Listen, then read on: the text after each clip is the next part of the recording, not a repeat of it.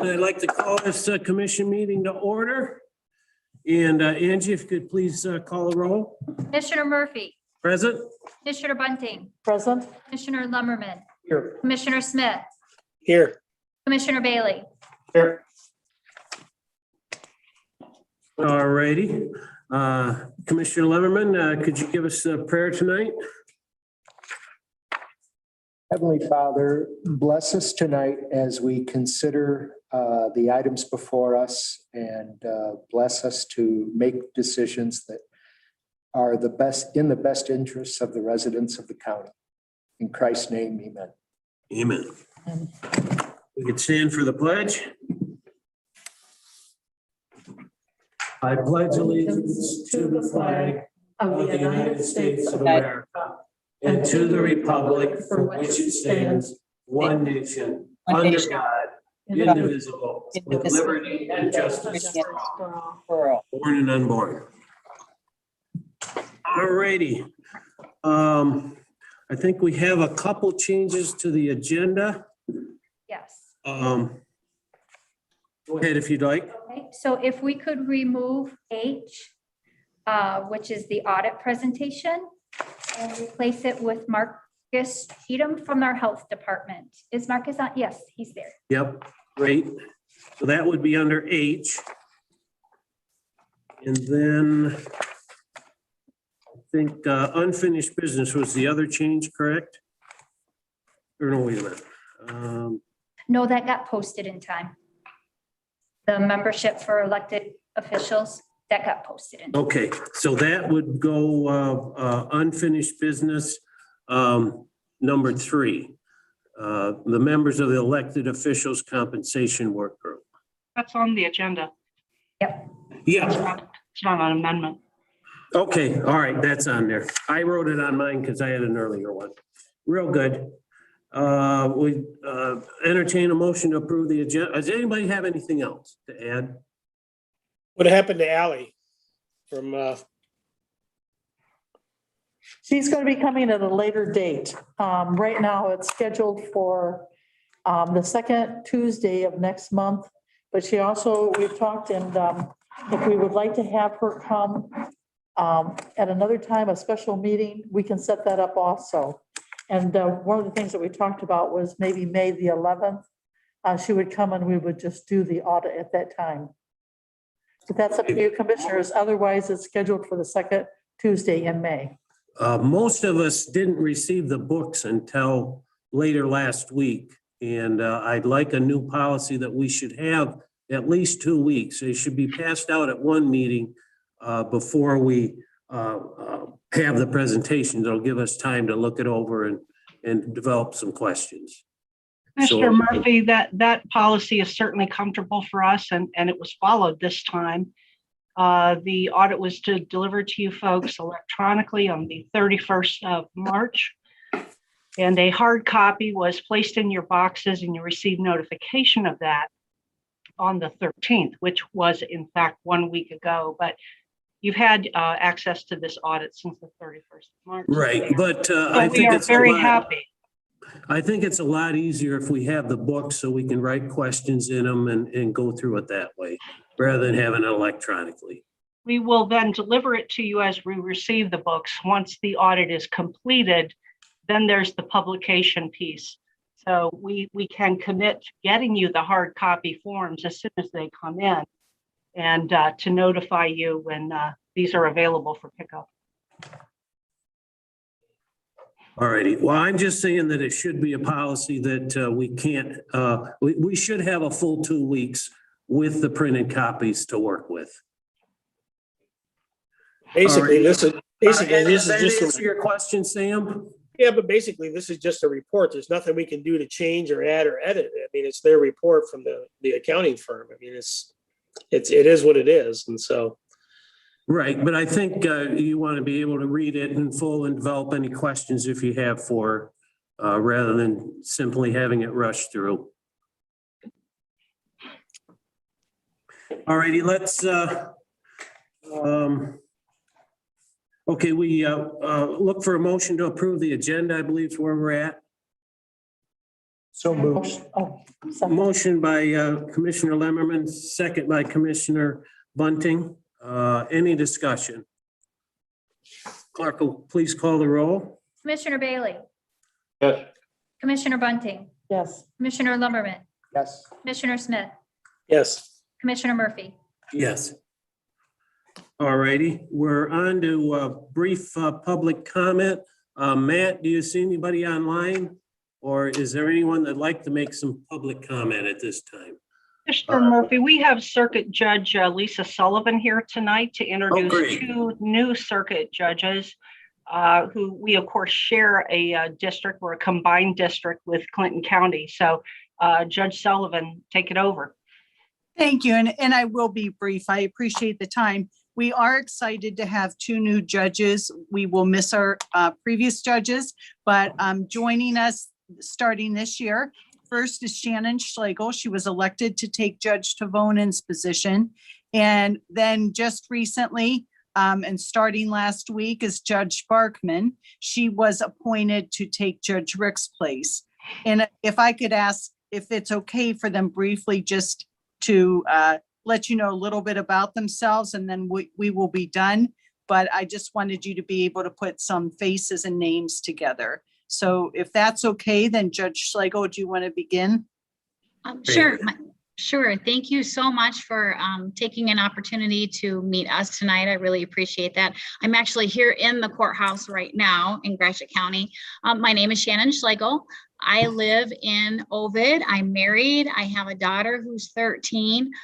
Prior to being elected in January, I was in private practice for about 19 years. I had my own private practice that was general practice type of law. And then I was also a mediator, and I've been involved in the planning commission with my county for about 14 years. And I was the chair of that for 10 years. So I have been active in Clinton County, and I am really looking forward, as much as I really appreciate technology and Zoom, I'm really looking forward to an opportunity to meet all of you in person when that time comes. So thank you. And I'll turn it over to Judge Barkman. Thank you, Judge Schlegel and Judge Sullivan. Good afternoon, everyone. I'm Corey Barkman.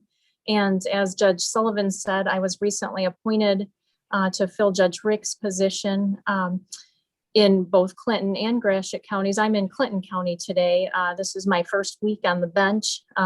So far, so good, I think.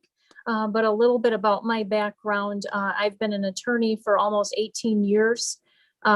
Most of that time has been spent with the Michigan Attorney General's office. Since 2005, I started there in 2003, but since 2005, my main client with the Attorney General's office has been the Michigan Department of Corrections. So I'm very familiar with 1983 lawsuits, trial work, the Michigan Department of Corrections. I actually worked for 3 years at the correctional facilities located in Gratiot County at both the Central Michigan facility and St. Louis Correctional Facility as the administrative law judge there, also known as the hearing officer there, deciding misconduct cases within the prison. I am married. I live in the city of DeWitt. I have twins that are 12 years old and attend middle school in DeWitt.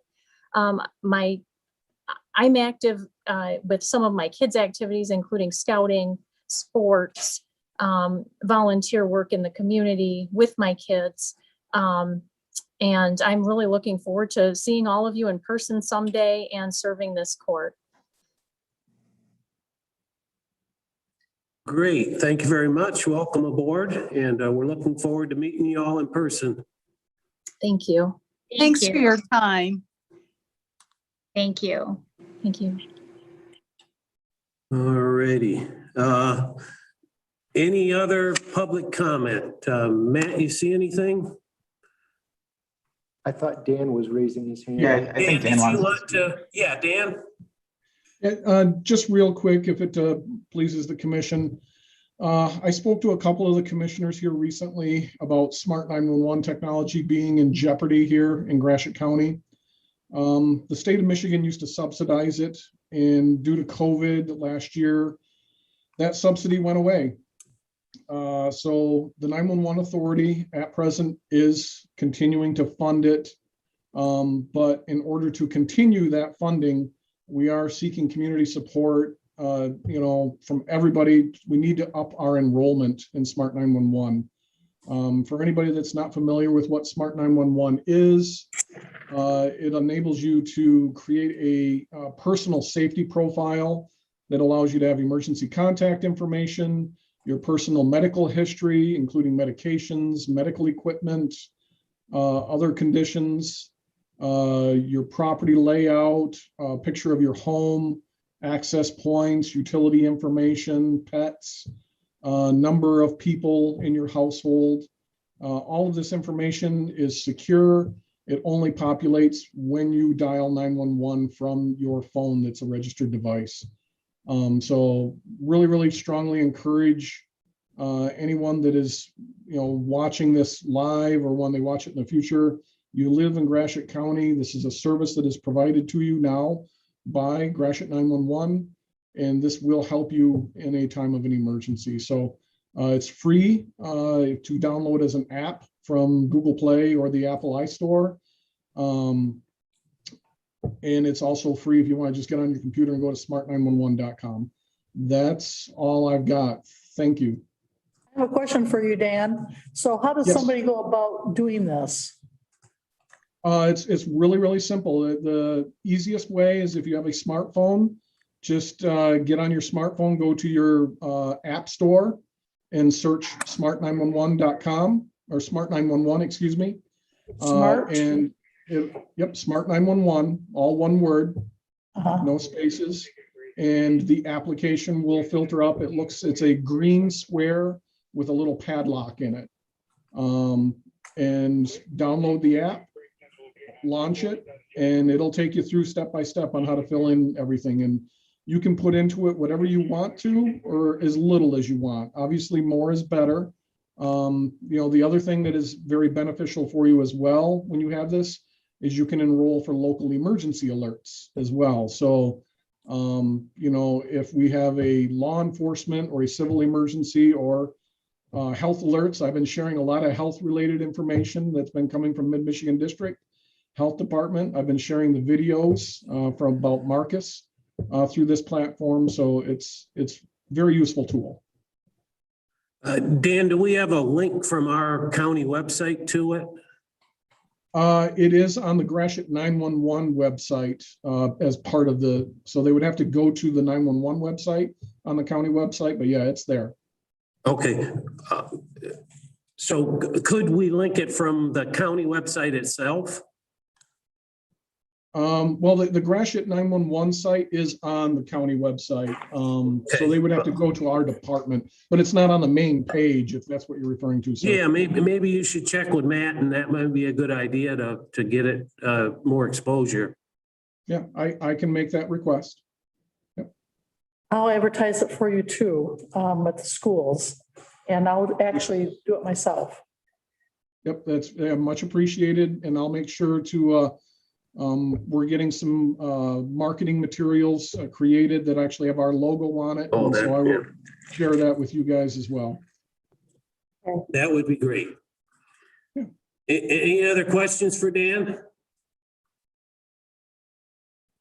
All righty, thank you much. All righty, any other public comment?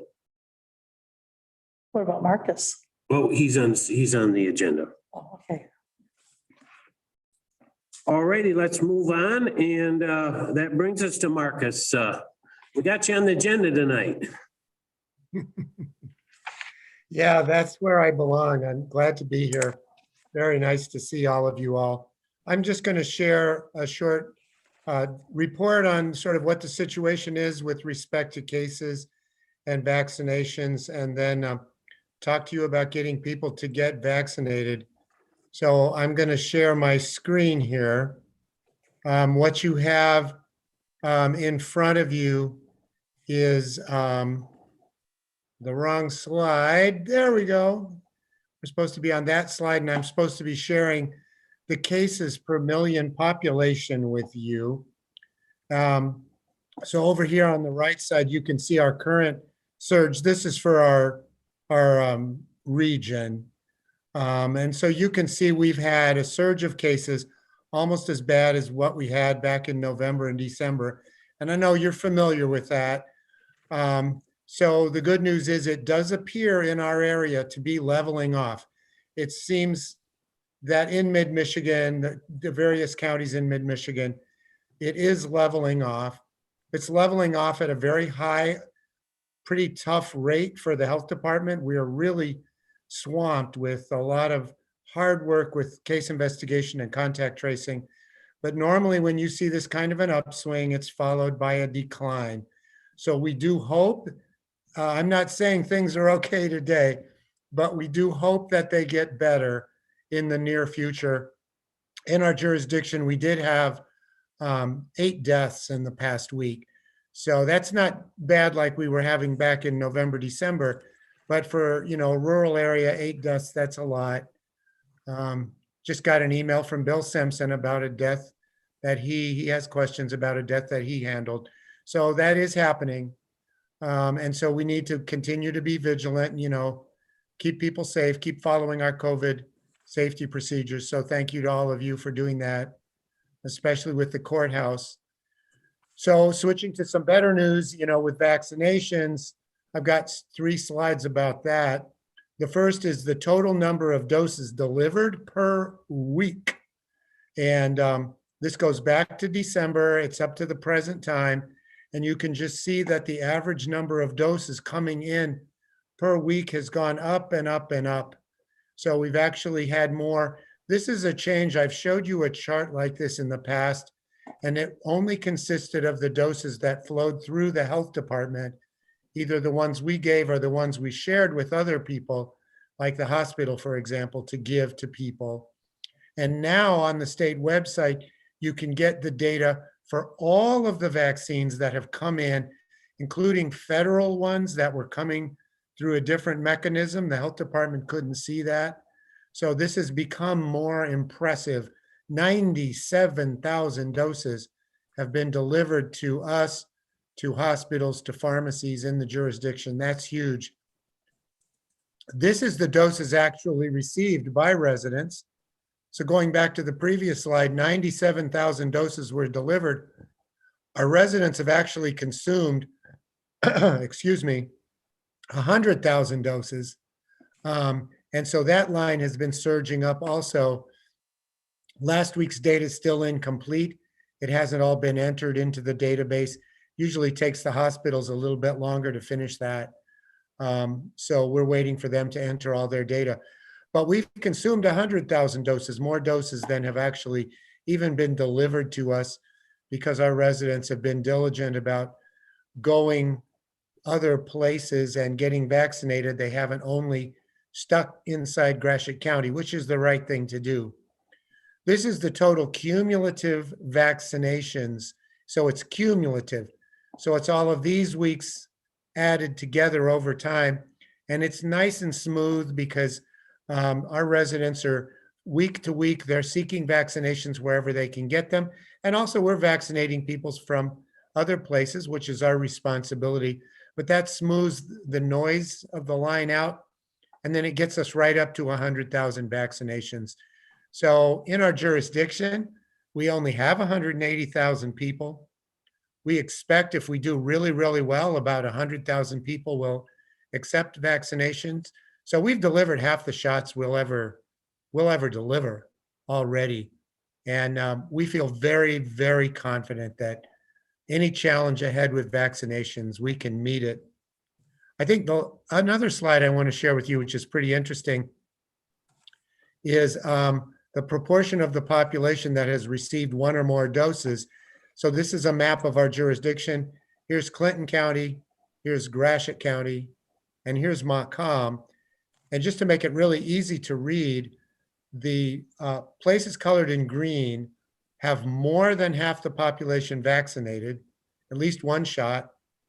And so if they have 1, in 2 or 3 weeks, they'll have both of them. So they're a sure thing to get fully vaccinated. Darker colors mean higher rates of vaccination. And then warm colors, the pinks, are below 50%. So just looking at the map, you can easily see some patterns. So Southern Clinton County has a lot of green areas, more than 50% vaccinated, some of them more than 60% right around DeWitt. And this northern census tract here of northern DeWitt is actually over 70% now. So 70% is considered herd immunity. So our first census tract is over 70%. St. John's has one that's over 50. And of all places in the world, St. Louis is over 60% vaccinated. There's Alma, there's Ithaca right there. So these places that are light pink, they're almost to 50%. So right in the center of Gratiot County, we have a nice area that's almost reaching 50%. The darker colors, the dark pink is less than 40%, less than 39%. So, large parts of Gratiot and Montcalm are less than 39%. And then we have the Howard City area and Vestaburg in Gratiot County that are actually below 30%. So a lot of work needs to be done in those areas. But this is all in all, we think it's really good. We feel that it's going pretty well, especially in central Gratiot County. And we're pretty confident about the future. I do want to share one other thing with you, and that is our webpage. So the challenge of vaccinating people is not the main threat we face. It's convincing the people who are left to get vaccinated. And I'll show you exactly what I mean. So here's our website. You click right there. And then here are the links to our clinics. And I'm going to click on the one for Gratiot County. And when I do that, we get a calendar that opens up. Here's today, the 20th, and we have a clinic on the 21st. And when I click on that, all these empty appointments pop up. So we have appointments, and I've been going to community gatherings and talking to people all day. I'm like, please fill these appointments. So the challenge we really face is, we have all the vaccine people could want now, and we have open appointments, and we're just having trouble convincing people to take it. And I know that vaccine hesitancy, vaccine resistance is absolutely the challenge of our time. You all are familiar with that. So we're going to be, first of all, we're going to partner with Central Michigan District Health Department and District 10, and we're going to get some contracts with regional media. We're working on a contract with Comcast right now to blast out messages to folks to get vaccinated. And then locally, the board on Wednesday, the Board of Health is going to see a report. We're going to want to spend $10,000 on local media, putting ads in, the Herald, the Sun, the other regional papers, on WMLM, on Castle, on local radio stations. Our medical director, Dr. Morse, who you guys have heard from before, she's going to be doing public service announcements. So we're going to be really going all out now that the vaccine is here to get people to take it. What I'm worried about is we don't reach herd immunity, and then our summer is wrecked because we keep having outbreaks. We're chasing, quarantining people in businesses and schools. So schools won't be open in the summer, but this, slog can really continue and be miserable for us unless we can, really convince people to get vaccinated. We will reach herd immunity one way or the other, either through vaccination or through the natural method. The natural method often involves hospitalization and other yucky things.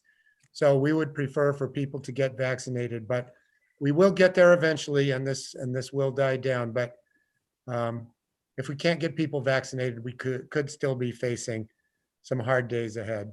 So that's my report. I'm happy to take any questions from anybody. Is that 100,000 people that you showed in the Tri-County area, was it 100,000 people or 100,000 shots? With some people getting 2 and some people only having 1?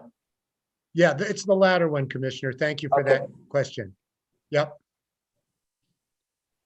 I read an NIH paper yesterday, National Institute of Health paper, that if it's not fake news and if I read it correctly, seemed to indicate that mRNA vaccines, that if there is a unvaccinated person and they are around people who have been vaccinated, that they will acquire that mRNA vaccine from vaccinated people simply by breathing the air.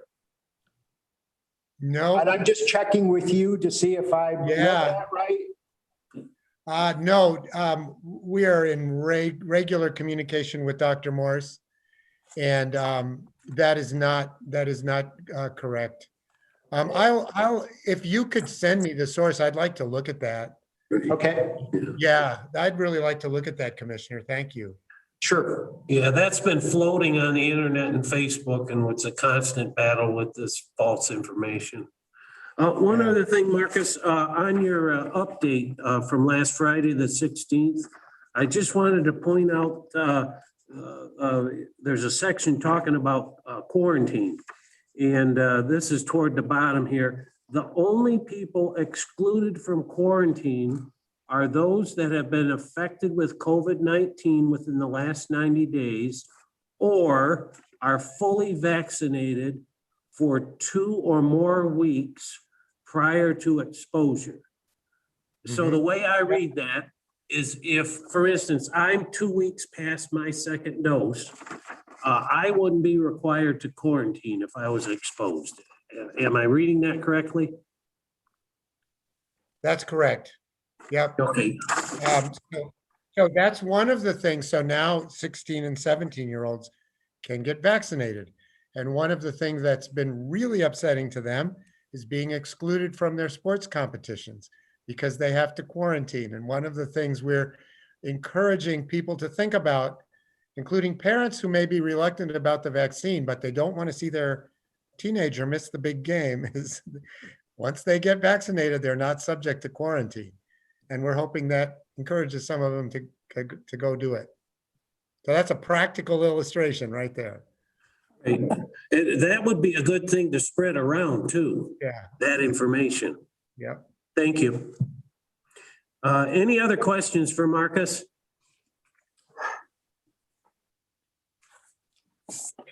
All righty, thank you very much. Oh, I'll hang Jane, you got around. something? Yeah. Great job, Marcus. You're doing a I'll great hang job. around in case you have questions later. Thank you. Okay, thanks, Marcus. Tell everybody they're doing a great job. And yourself. All righty, let's move on. Next on the agenda is the consent calendar, board minutes, communications, and recommendations from committees. Anyone have anything they want to pull out of that, or should we move forward with it?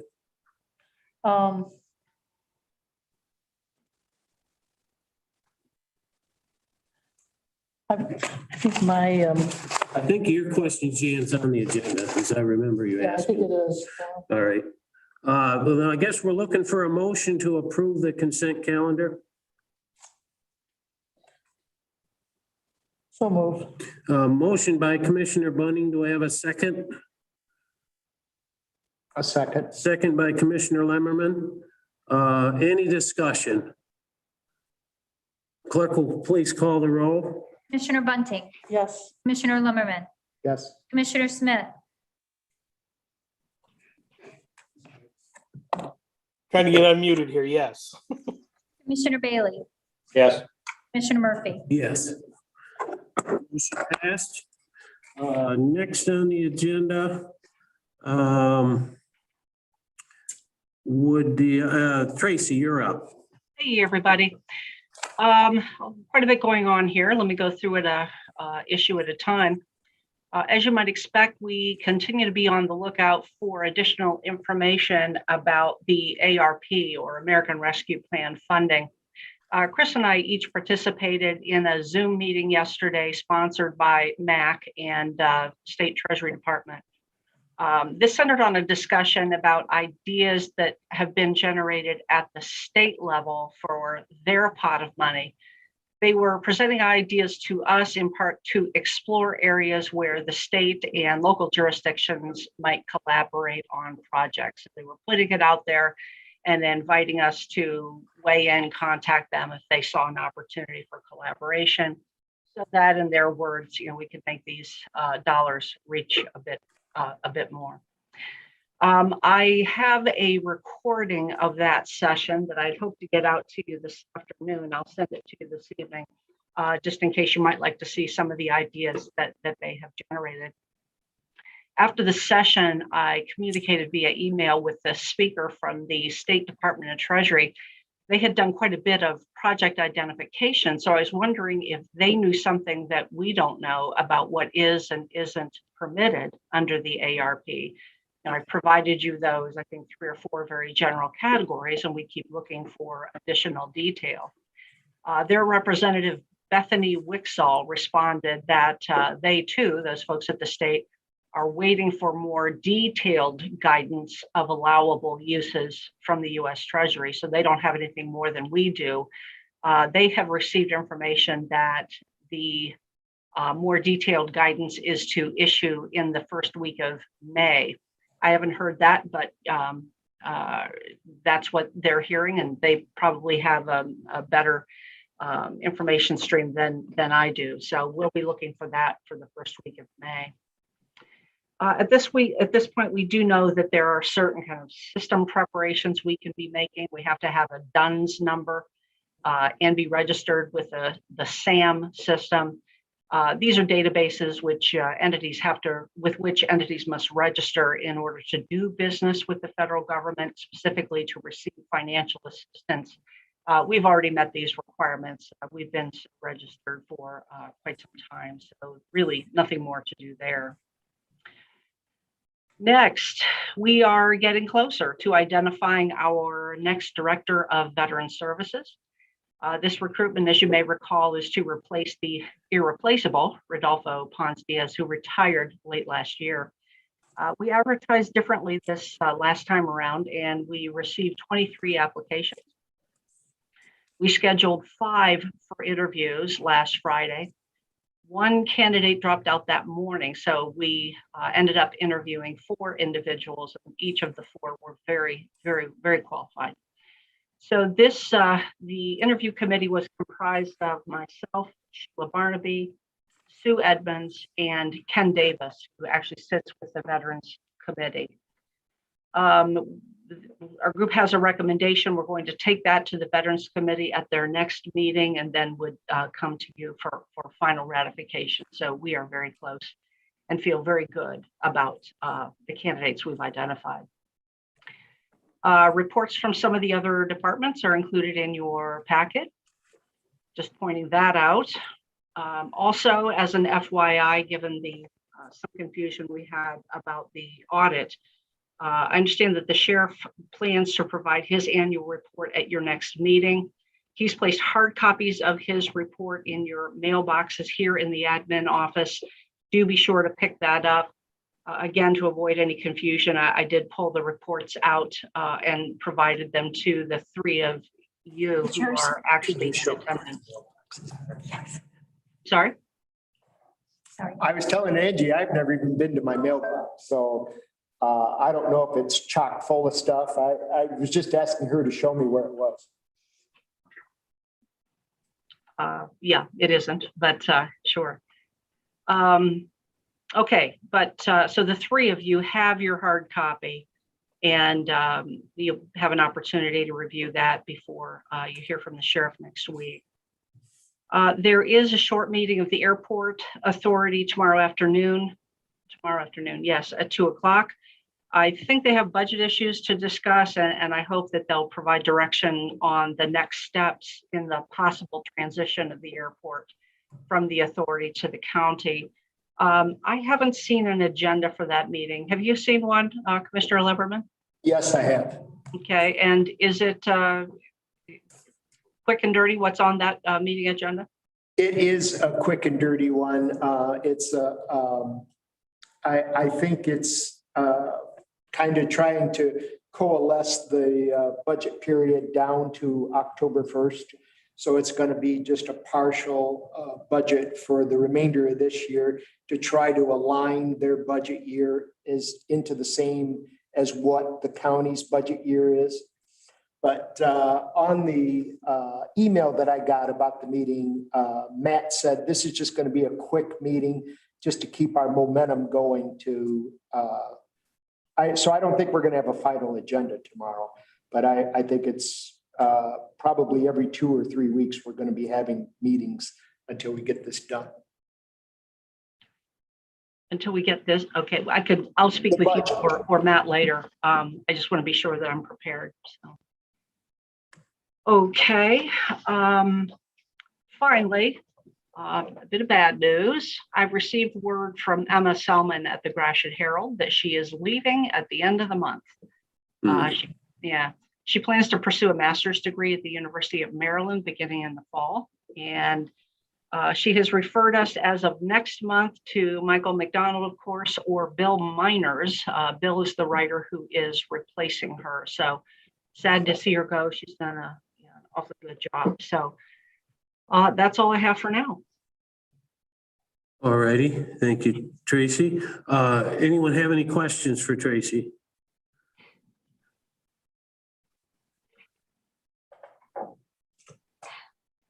All righty. Jan, I thought you had some Sam is questions. waving to you.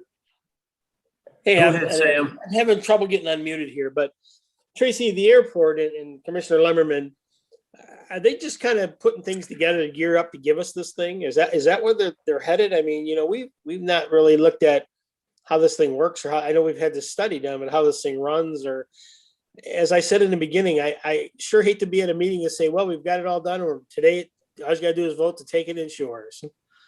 And is that the direction we're headed right now? I mean, we've not really heard a lot about what's going on with it. It is the direction we're headed. It's they want to come up with a proposal that would be acceptable to the commissioners for the county to incorporate it, to take it over. Last year when we talked about this, my real concern is that I don't believe for myself that I want to take the airport over. We don't know how to manage it and how to run it and try to at least have it break even. And because it seems to not be running fairly well now, and I don't want the county to be stuck just paying the bills and it runs the same way.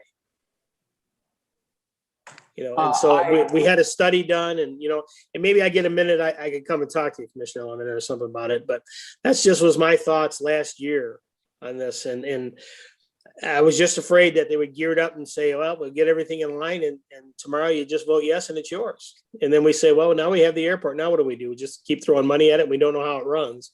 We don't know how it breaks even, how it makes money. We don't know any of that. I mean, that was our discussion back then, wasn't it, Tracy? And correct me if I'm wrong. At least my discussion. Well, we've done a couple of financial reviews. The Mead and Hunt report had some financial information.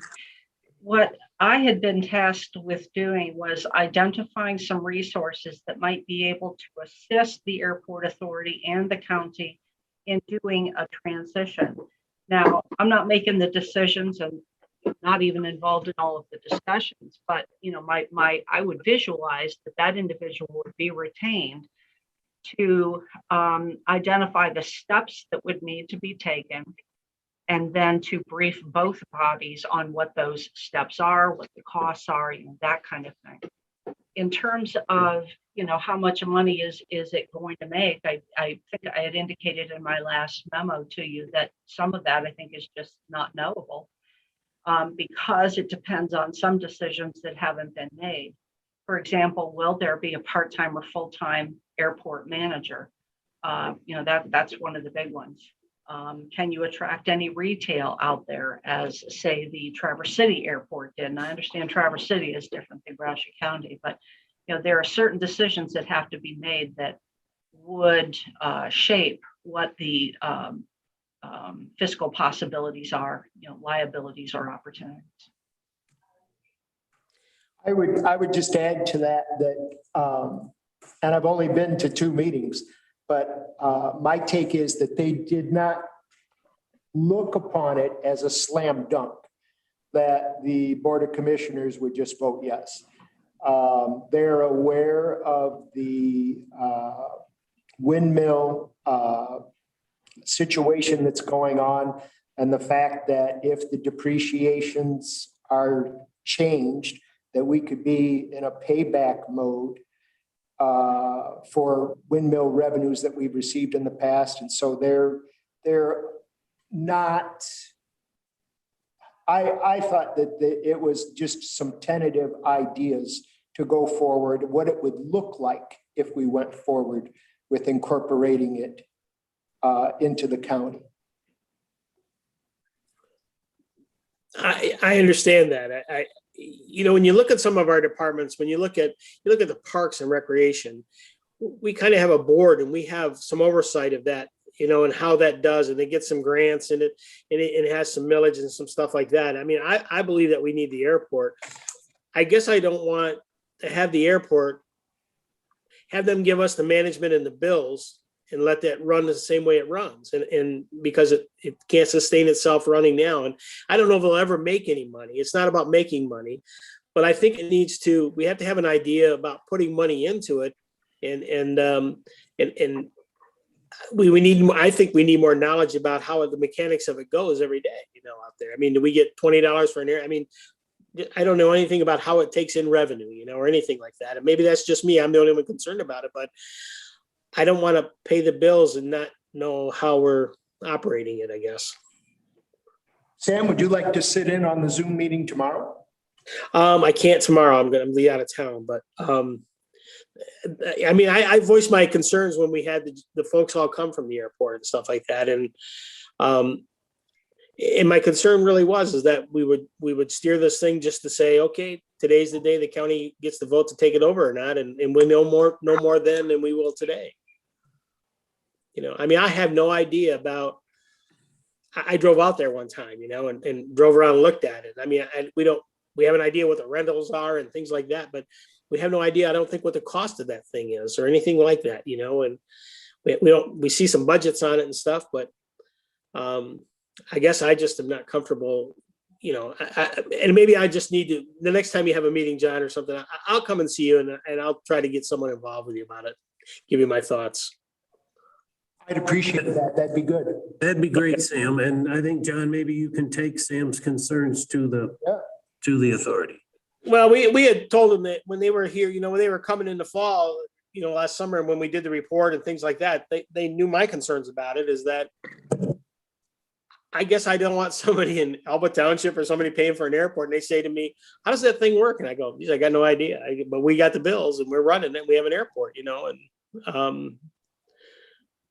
versus I could tell them how the parks run, and you're going to pay a little bit, and you have some grants, you have some millage money and some stuff like that, and we fund them right along, and I can tell them about things like that, and I don't know if we all know about how this is going to operate.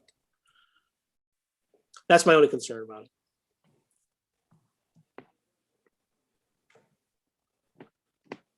All righty. Anybody else have any questions for Tammy or Tracy? I'm sorry. All righty, let's move on then. We're going to the commissioner committee reports. I'll go around the table here. John, do you have anything? No, I don't, but I've got airport and parks and recreation tomorrow, so. All right, great. All righty. Jan? I was at Wheeler Township for a meeting, and just a regular meeting that they have once a month, and it went very well. Other than that, my meetings really kick in here this next month. All righty. Thanks, Jan. I'll go across the screen then. Sam, you got anything? Yeah, our townships are just talking about maintenance and things like that, and and how they're operating, and a little bit in the southern part of the county where there's some windmill people are still out and about trying to lease some ground. I did have a couple. I did tell a couple townships that I'd keep an eye on. We had and maybe this goes back to you, Tracy. We had some complaints filed on the blight stuff any idea, because they asked, I had a couple of them ask me about that, and I said, well, I'm gonna keep an eye on it for you to, maybe they'll be involved next year. But anywhere we're at with any of that, those complaints that we're taking care of or we're working on? Yeah, we have 4 complaints, 2 out of North Star, 1 out of Wheeler, and 1, I'm quite sure, out of Fulton. They're all being worked. We have some cleanup activity going on at least one of them. On another one, at least as of last Thursday, an owner had not responded to us, so that soon is going to be referred to the prosecutor's office. So we have 4 complaints, and they're kind of in different stages of being worked. Yeah, so that's really the status of that at this point. I'll tell you about, matter of fact, I just come through that way. I had to run out to the little cemetery yesterday. I zipped through Pompeii, and the one, it was right when we first got started, before I think even Fulton got in. I drove by that house again, and they've cleaned it up a lot. I mean, Yeah. you can see it. They're right after it. So Yeah, one of our cases involves a burned building, and I believe that's the one where the owner has not responded to Yeah, either that's of the our one. 2 letters. And so, we've been in contact with Dave Nelson about any options he's aware of for dealing with those kinds of things. So, but the owner just hasn't made contact with us. So yes, program's going well. We're certainly learning some things that we'll implement next time around. And I do hope that we might expand participation next time. But I know that it depends on results and people feeling as though they're getting their money's worth. So, I'm paying pretty close attention to that program in this first year. yeah, well, like I say, I have a couple of townships that are looking at it, and I'm Good. trying to convey that to them. So thanks. Good. You bet. All righty, George. I have no report. All righty, thanks, George. And the only thing I had, I covered with Marcus on the quarantine requirements and the confirmation of my understanding prior that if you were fully vaccinated, you don't have to quarantine. So that's all I had. All right, let's move on. Next on the agenda, new business. Keegan, I believe you're up. All right. Hope everybody's doing good. Good. I have the 2021 equalization report to present. This is basically the end of year report for the equalization department. So this is kind of a culmination of everything that happens throughout the year comes into these values. And so this is presented for approval. So I'm going to share my screen here. I think that'll be the easiest way to do that. We did leave out a few things, Chuck, I'd like to go back on. There we go. There we go. Can everybody see that? Yeah. Perfect. Okay, so let me make that a little bit smaller. All right, so the first page is just kind of a table of contents here for everything that's in the report. Basically, what's in this report is kind of a set values, basically, and each page is a different way of looking at the values and different ways of sorting the data. So the first page here is a letter to the Board of Commissioners. The Gratiot County Equalization Department has completed its review of the 2021 assessment rolls of the 16 townships and 3 cities of Gratiot County.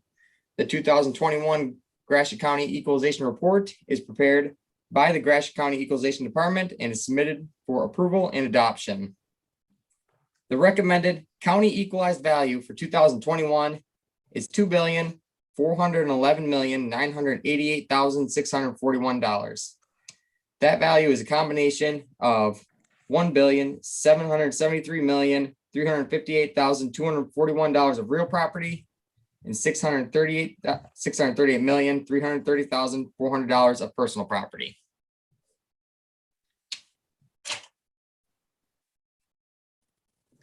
So this is just each of the assessment jurisdictions in the county and the assessing officer, and this is the staff of the equalization department.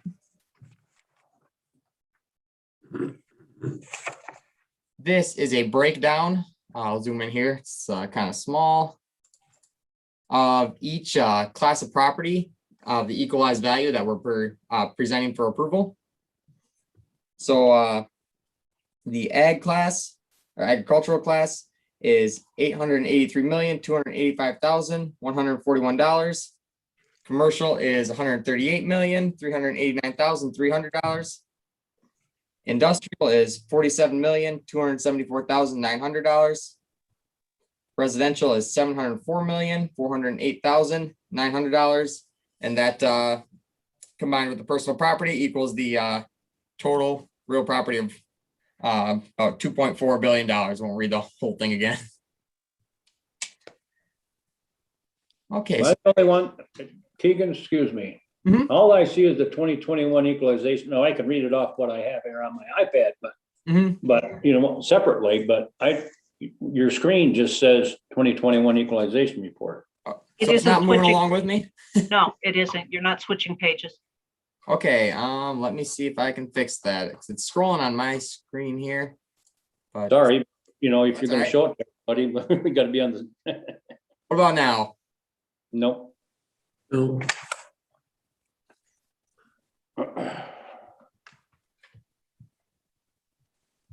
Wonder why that's not working.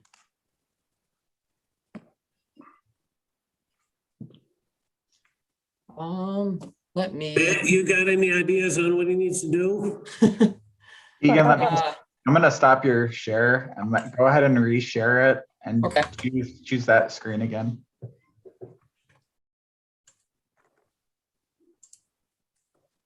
All right. Now see if it moves.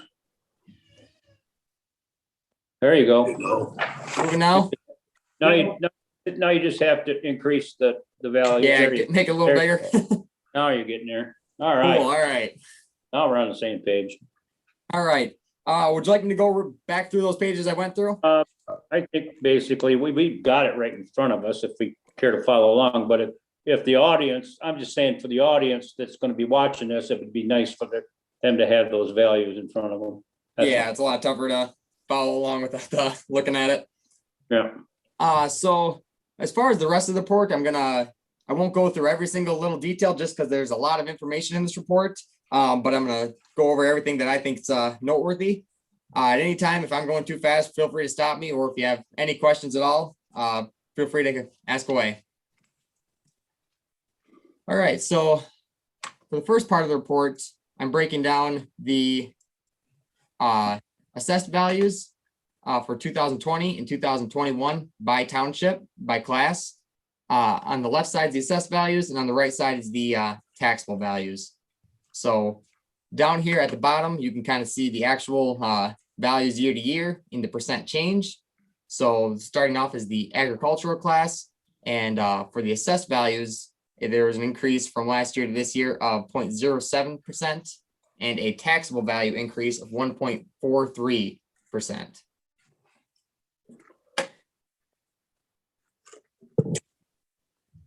For the commercial class, it looked like there was actually a decrease in assessed value from 2020 to 2021, about negative 1.71%. And an increase in the taxable about 2.11%. And you can see a pretty big increase in Washington Township over here of 98.27%. But that is largely due to not a lot of commercial value in Washington Township. So there was a couple parcels that changed class into the commercial class. And that due to there not being large amount of value, it basically doubled it. All right. Industrial class is showing about the same amount of increase as the other classes so far. A 0.70 for industrial class and a 2.04 change in the taxable value. Eden, I have a question for you. Absolutely. I see that when I'm looking through here, especially with the commercial, industrial, that Breckenridge is not on here. Is that because you put it in with Wheeler Township? Yep. As an assessment jurisdiction, they are included with Wheeler Township. They're not their own assessment unit. Okay, they'd have to be a city to be their own. I believe so, yes, yep, Because they're the village of Breckenridge. So yeah, okay, I just wanted to make sure. yep, they're, all their totals are included with Wheeler Township. Wheeler Township. Mhm.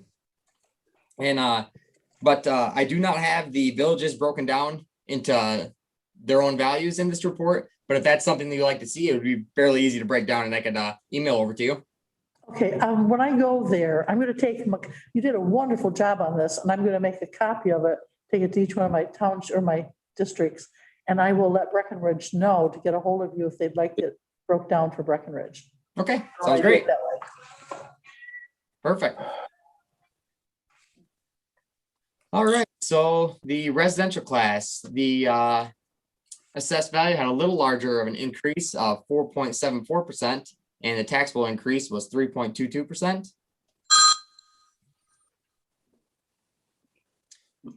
These two classes, developmental and agricultural personal. We don't have any in Gratiot County. They're pretty rare. I haven't seen any of those in my entire career in assessment. So moving on to the commercial personal. So the commercial personal actually had a larger decrease of the assessed value of 7.76%. And the taxable is also 7.76%. And I looked into this a little bit to see if there was something specific that caused a decrease, but I really couldn't find anything specific that was causing a loss in value. So I believe it's just from depreciation and personal property no longer in service or being moved out of Gratiot County. Do you think it might be COVID related? Businesses shutting down? It could be, definitely could be. It's hard to say exactly or for sure, but I definitely could be a possibility of businesses shutting down and had taken their personal property out of service.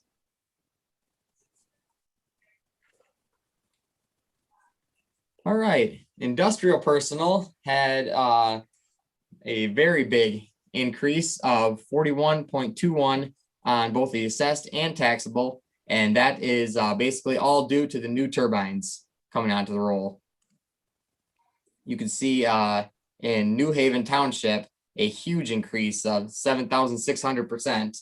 And the North Shade increase would actually be about the same, but there was zero taxable value before. So it's hard to give me a percentage. Keaton, what page is that on? This is page 174. Jan. I want to circle that number. Keegan, can I have you just real quick explain that Washington Township thing to me again? I'm looking at it and it's up like 98%. So you're saying some of that agricultural ground went into commercial?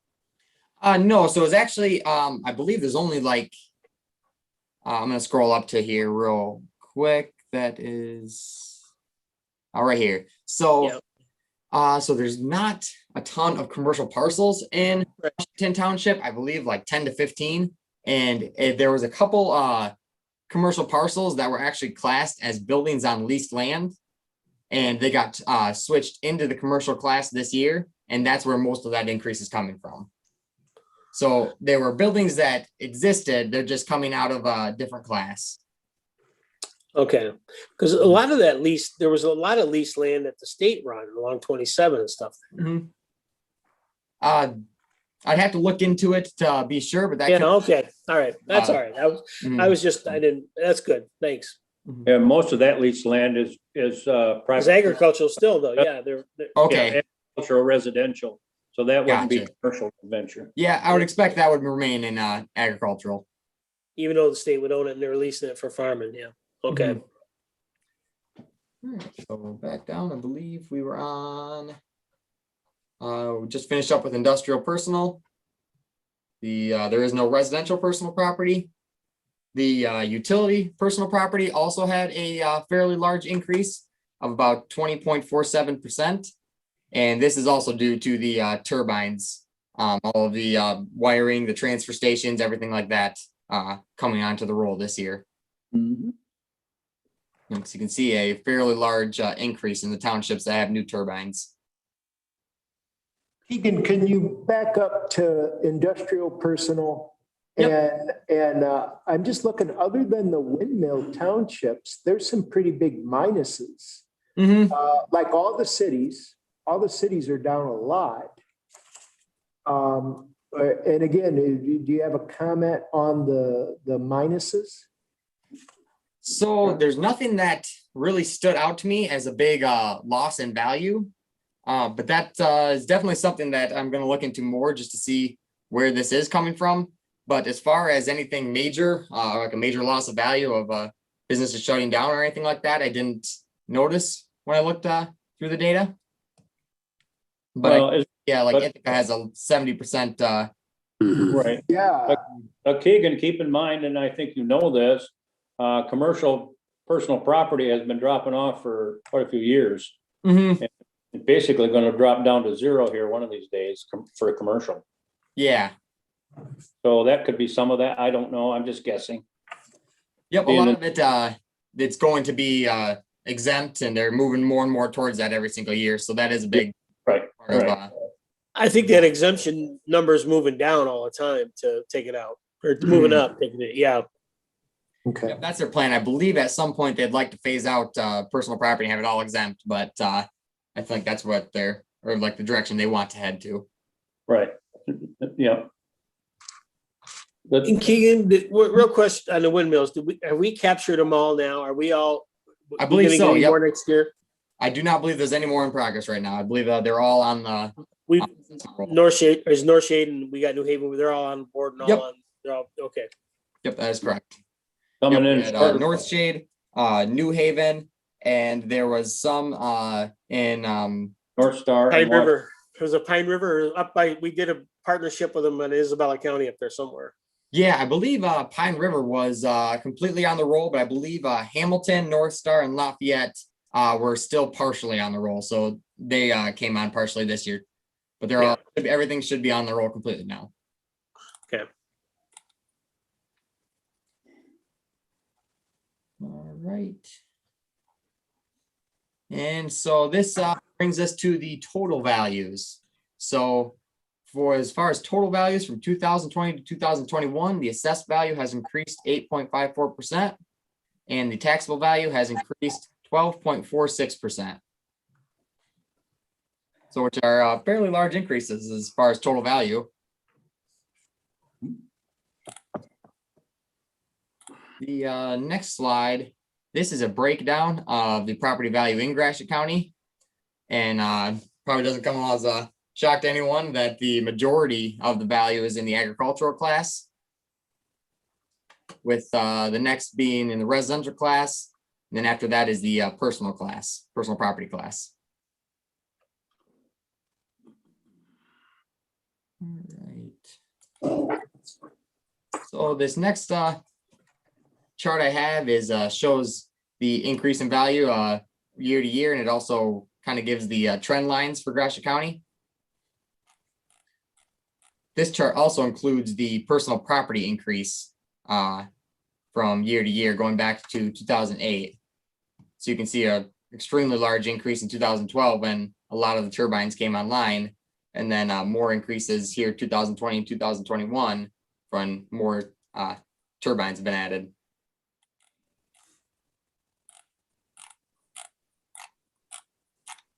We'll move on to the next page here. I'm going to zoom out just a touch.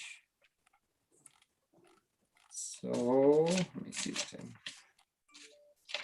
This page is probably one of the most important pages in this whole entire report. So over here is the total taxable value for each year.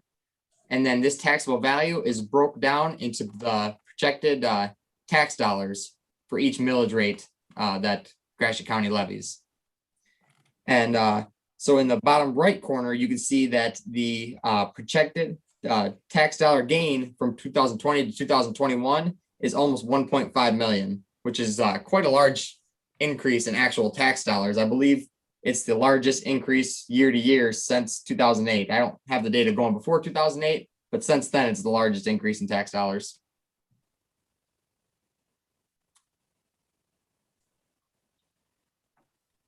This is just another total value chart and kind of gives you an idea of where the increase in value is coming from. And most of the increase in value is coming from New Haven and North Shade Township. Yeah. Turbines. Yeah, so that's not a surprise there. All right, so the next slide is basically each page is its own township. It just gives a breakdown of each value, the change in percent from last year to this year, showing both the assessed value and the taxable value. And I don't know if anyone has any interest in going through this page by page. Just my townships. Just kidding, yeah. Let's say we can go through any townships anybody would like to go through. All right, and so the last way that I have broken down the data, just gotta scroll through all these townships first. All right, so this is a school district report. Basically, it starts out by, it gives each township, and then it breaks down the school districts in the township, and it gives a value for those school districts, or taxable value for those districts. And it is also broke down after you get through the townships. It's broke down by school district, and it'll show you which townships are in that district and how much taxable value they provide to that school district.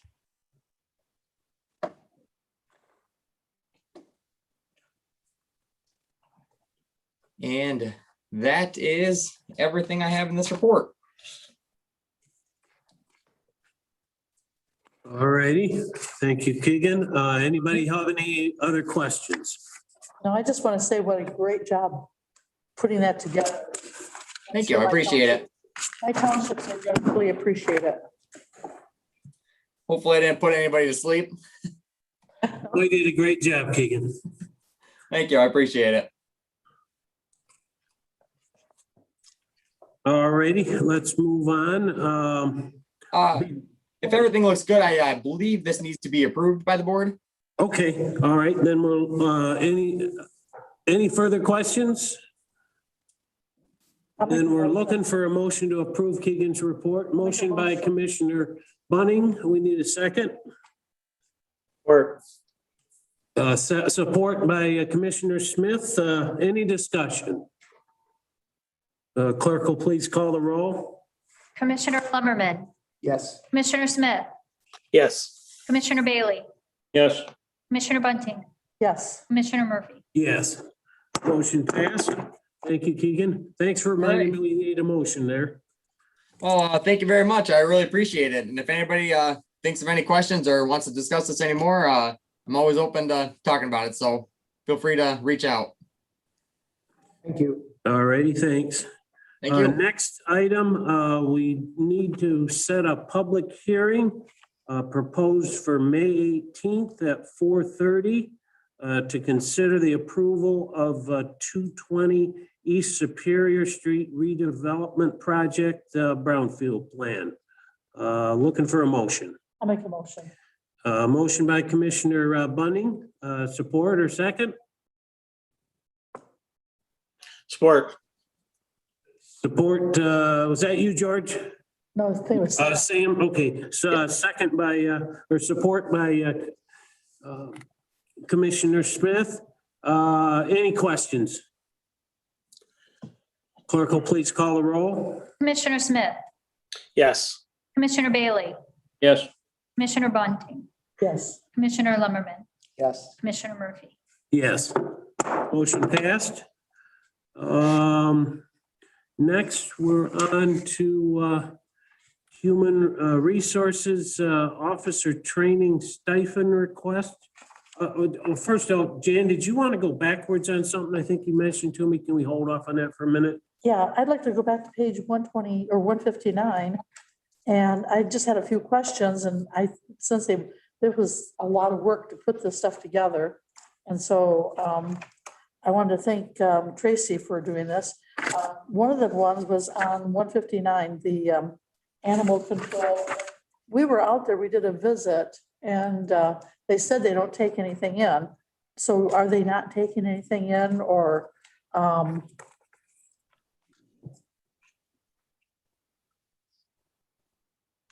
I hear you. Yes, yes, they're taking in animals. In fact, just this past week, they got both a dog and a cat adopted. So yes, they're taking in animals. You know, they've cut down on traffic inside of the building. They do a lot of work and service outside of the building, but yes, they're taking in animals. Okay, and then on the next page, the Commission on Aging was great. Thank you for that. But I didn't quite, and then the permits, I understood that one too. Thank you for that. And there was one of them here. Oh, this is it. The monthly report information tech ticket overview. And I wasn't quite sure about that, so I thought I'd ask you about that. I'm sorry, I don't have that in front of me. Can you, which department are you talking about? Page 163. That would be monthly report information technology. Okay. So fortunately, Matt is here. So you're wondering what tickets refers to, or what's your question specifically? I wondered, like, I wasn't sure exactly what that, how to read that report. So that's why I was asking. Tickets, we have a ticketing system for folks to submit their requests for service. So that can be done either by email or by telephone, and those requests for service are called tickets. And some tickets are submitted by users. Matt submits some himself. So he has it broken down by the number of tickets and the type.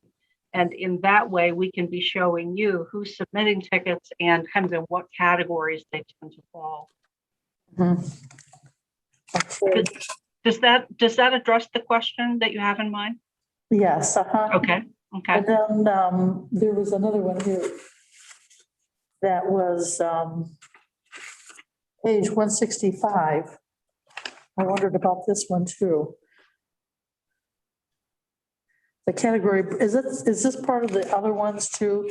Like you just kind of put it more in a different frame or a different format? If you could tell me what the document says, I might be able to explain it. I'm sorry, I don't have the whole packet in front of me here. I just don't. I have, on one side, I have all tickets by department. Then on this one here, I have user general tickets category breakdown. So is that the same one too? That's part of the IT report and still references tickets and service. Okay, I appreciate you doing all that work. Sure. Well, you thank the department heads. I just tell them what we need, and you've got a great crew that are providing service to Gratiot County. So credit goes to all the fine folks that work for us. Okay, well, thank you. You're welcome. Okay, and that was it then. Equalizer. Alrighty, next section then, Sheila, you handled this, or no? I think you are on the financial officer training stipend request, and Chris is going to handle that. Chris is gonna, okay, yep, here we are, all right. Yep, the treasurer, Terry Ball, and I put this together. And what this is, it's a request for a 12-week training stipend for the finance officer that is in financial services of an administration who will be working with the treasurer's office, putting together a training plan. There's been significant turnover in the treasurer's office. And fortunately, we have a finance officer who is fairly well versed in the day-to-day operations. But it is outside of her normal work. So this is a stipend that was provided to the deputy treasurer late last year when there was turnover. So we felt we would come and we would ask the board if we could seek that same stipend for the finance officer while she's assisting.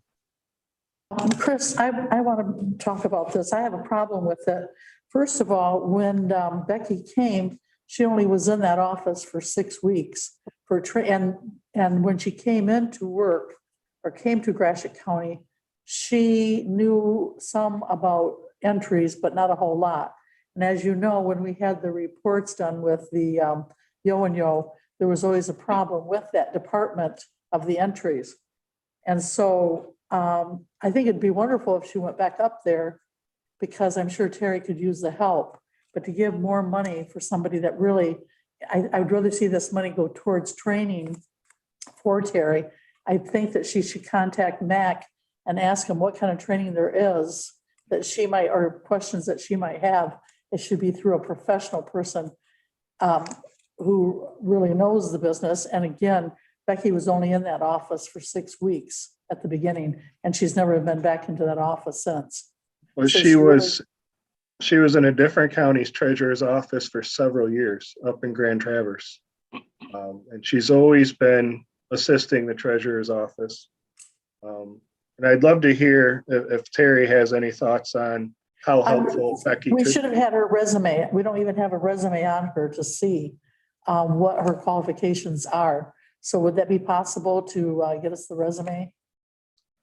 Her resume in the HR file is probably 5, 6, 7 years old. Is that what you're asking for? Yeah, well, whatever resume there is on her, everybody has a resume when they No, come here to work. she doesn't have a resume. She filled out the county application. And again, I think that, you know, Becky's been providing a lot of support to the treasurer's office for a long time and really not getting paid for it. There's a marvelous opportunity now with, you know, fresh faces and a fresh start to do some training up there. Whether or not you approve this training stipend, Commissioner, she's going to be doing the work. The question is if she'll be compensated for the work that she's going to do. And she'll do the work because she's a team player. She's going to help out her colleagues in the treasurer's office. So I think that'd be good if she, yeah, I'm sorry, don't mean to interrupt. Go ahead. Well, I guess I've said what I'm going to say. I'm for her going up there because I know Terry needs help, but not to give any more money. I think about all of us in here, well, some of us in here that go to work and we do a lot of different jobs, but we don't say, well, we need more money if we're going to do this or do that. In fact, I don't know, we've really gotten this out of control. Every time somebody wants help, they need to have more money. And I think we need to start I'd like to see her go in there, and if things work out good and she's doing a real good job after maybe 3 months, then look at giving her a raise, a permanent raise, and not just do this 12-week raise. I can appreciate that, you know, you would perhaps look to provide some kind of reward for her having a good, you know, done well and been helpful. And you could certainly go that route, except that doesn't in any way fit in with the step system and the HR system that we have for compensating employees, number one. Number two, there is a provision, the union contracts at the very least do provide for training stipends. I don't happen to recall if the policies do, because Becky is not union eligible because of the nature of her work. I guess the third point that I would make is we don't have people around here that often come to you asking for additional money for helping out. I know that there have been a few requests for additional training that folks are doing, but as someone who's in this building every day, talking to people every day, directly overseeing and managing many departments and providing as much support as we possibly can to all of the elected officials, I will tell you that this notion of helping out, doing a little bit of extra work, your wonderful staff here in Gratiot County do that all the time. So the idea that, gee, when we have to do a little bit of extra work, we come and ask for money, that's just not what's going on here. So this is above and beyond. It's the sort of thing that certainly the union contracts have contemplated. So we provide that information and we just await your decision, but I wanted you to have that information. Okay, again, there was a time when Michelle asked for her to come back up and be in her office because entries is part of the treasurer's department. And again, it was turned down, and also extra help for Michelle at the time. It was still turned down. And now we're taking that person who'd only been there 6 weeks and pulled out to go into the administration office. And at the time, the commissioners didn't realize that she was supposed to have been in that office to begin with. Again, if she would like to go up there and help, and like I said, we're helping all each other, then that's great, but I will not pass to to give more money. Jan? Can you hear me? Yes, I can. What we were looking at here is, I think that it would be very beneficial for my employees to know the whole process, what they do up here and how it affects administration. Like if they do a journal entry, what happens to it after it leaves our office. And that was one of the main reasons that we were looking at doing this with Becky for this period of time, and Chris, because I think that would be very beneficial and helpful for my employees, because it's always good to know the whole process, what happens, like I said, to the work after it leaves your office, rather than, okay, we do this up here and then it goes away. Well, what happens to it then? It's just a lot better for them to learn that way. And that's why we were looking at this. Well, again, I think that on most things, anytime that we're going to add a person, it would have been nice to have put her resume in with this request. But also, I'm telling you too, that I think you're in a bad situation right now. I mean, you have an office that nobody has any knowledge or any experience or any history behind them. And putting Becky in there, I don't think has any more history than anybody else. I'd rather see you try to get somebody that does have some history or take some classes to see what you need to. It's my understanding that you need help and you wanted her to help you and show you what needs to be done. She hasn't been up there at all. I mean, she has not been in your office for what? How long has she been here? 5 years? That 5 years, she was here only 6 weeks in your office. Other than that, she's not been in your office, that office there. And it's not like Michelle had not asked to put her back up there.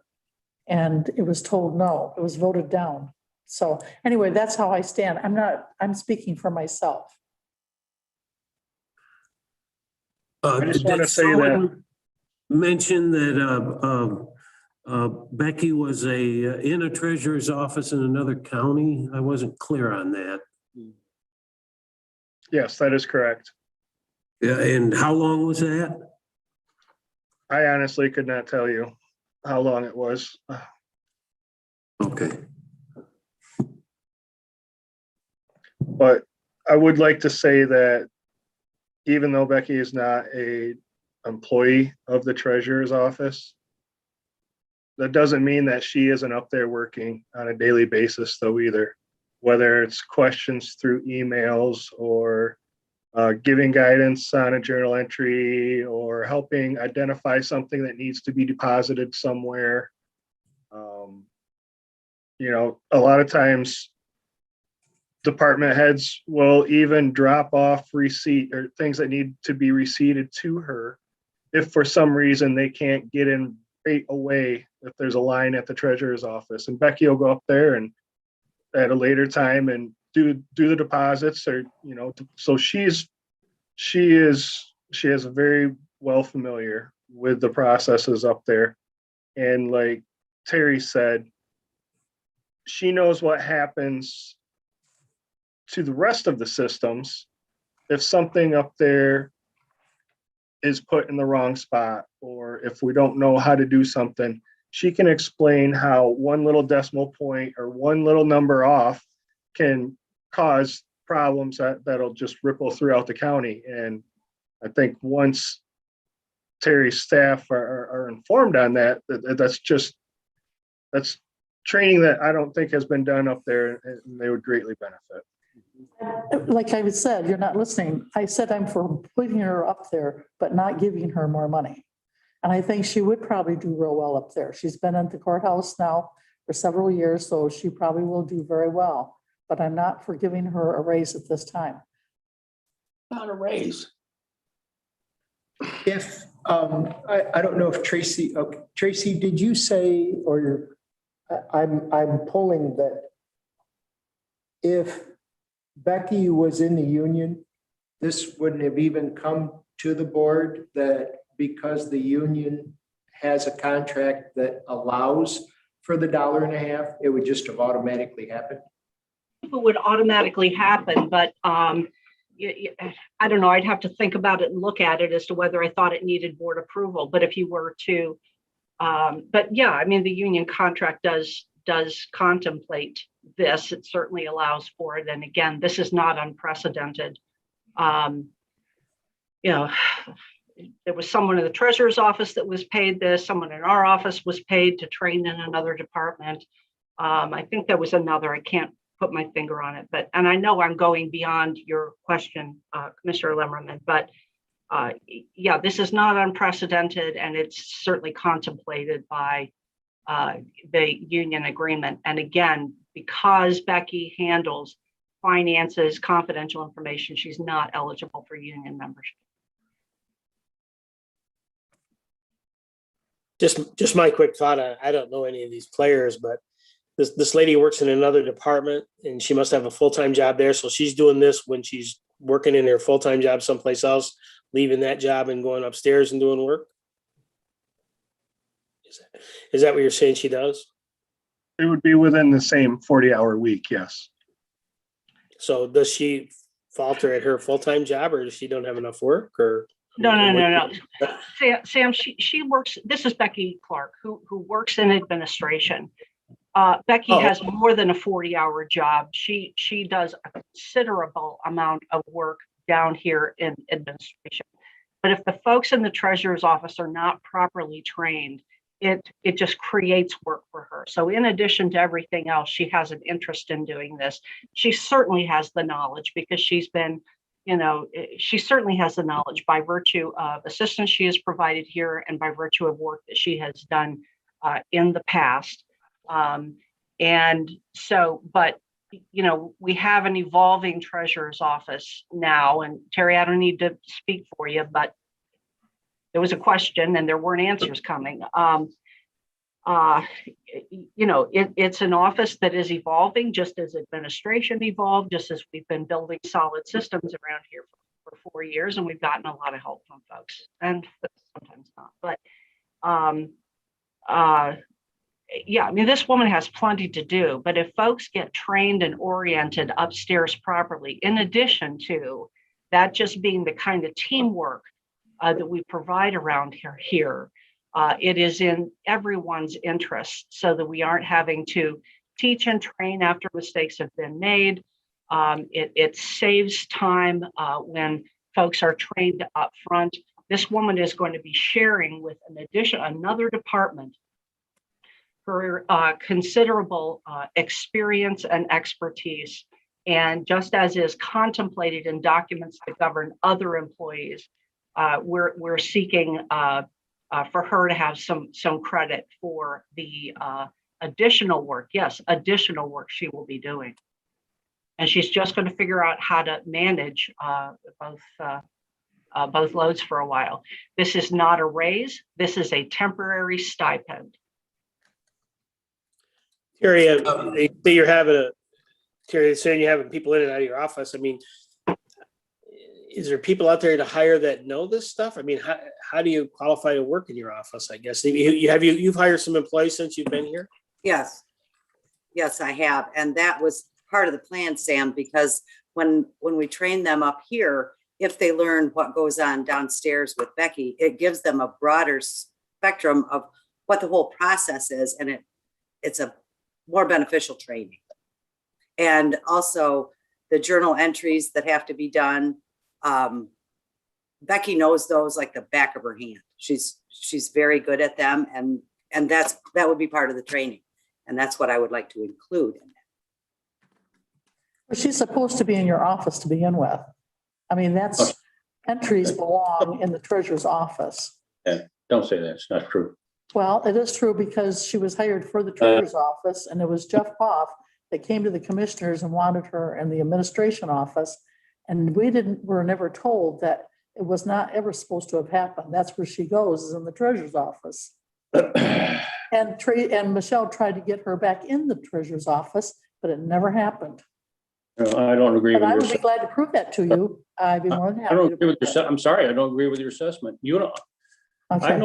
I've known Becky since I was appointed a commissioner back in 2000, I believe 16. And I started to learn the systems within the county and what happens and those types of things. And I'm here to tell you today, Becky is probably in my opinion, one of the better employees that we have. She's dedicated to this county. And she doesn't make mistakes. But what the problem is, and I hope everybody's listening to me. So you're saying Yo-Yo Yo-Yo had in their report, there was a problem with the entries. They had that 2 years in a row. That was out of the treasurer's department, if you care to read the report, but I'm I not did, talking about and it that. said it was entries. Entries is Becky's job. No, they were in. Well, I'm sorry. when Yo-Yo I'm sorry. comes, we will ask him. I can't talk to you about this, Jan, because you don't understand, but.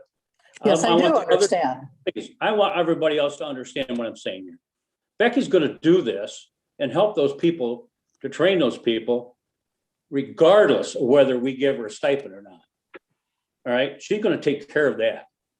And I'll guarantee you, next year, when we have an audit, there will be no more audit findings come out of the treasurer's department. All right? Well, we'll find out because when Yo-Yo comes, that's one of the questions I'll ask. But anyway, I'm going to make a motion that we do let Becky go back to the treasurer's office with no stipend. I'm sorry, the motion is that Becky go back to the treasurer's office? That she can go back into the treasurer's office to work. However you want to do it, back and forth or go permanently and no stipend. Okay, we have a motion on the floor. Is there a second or support?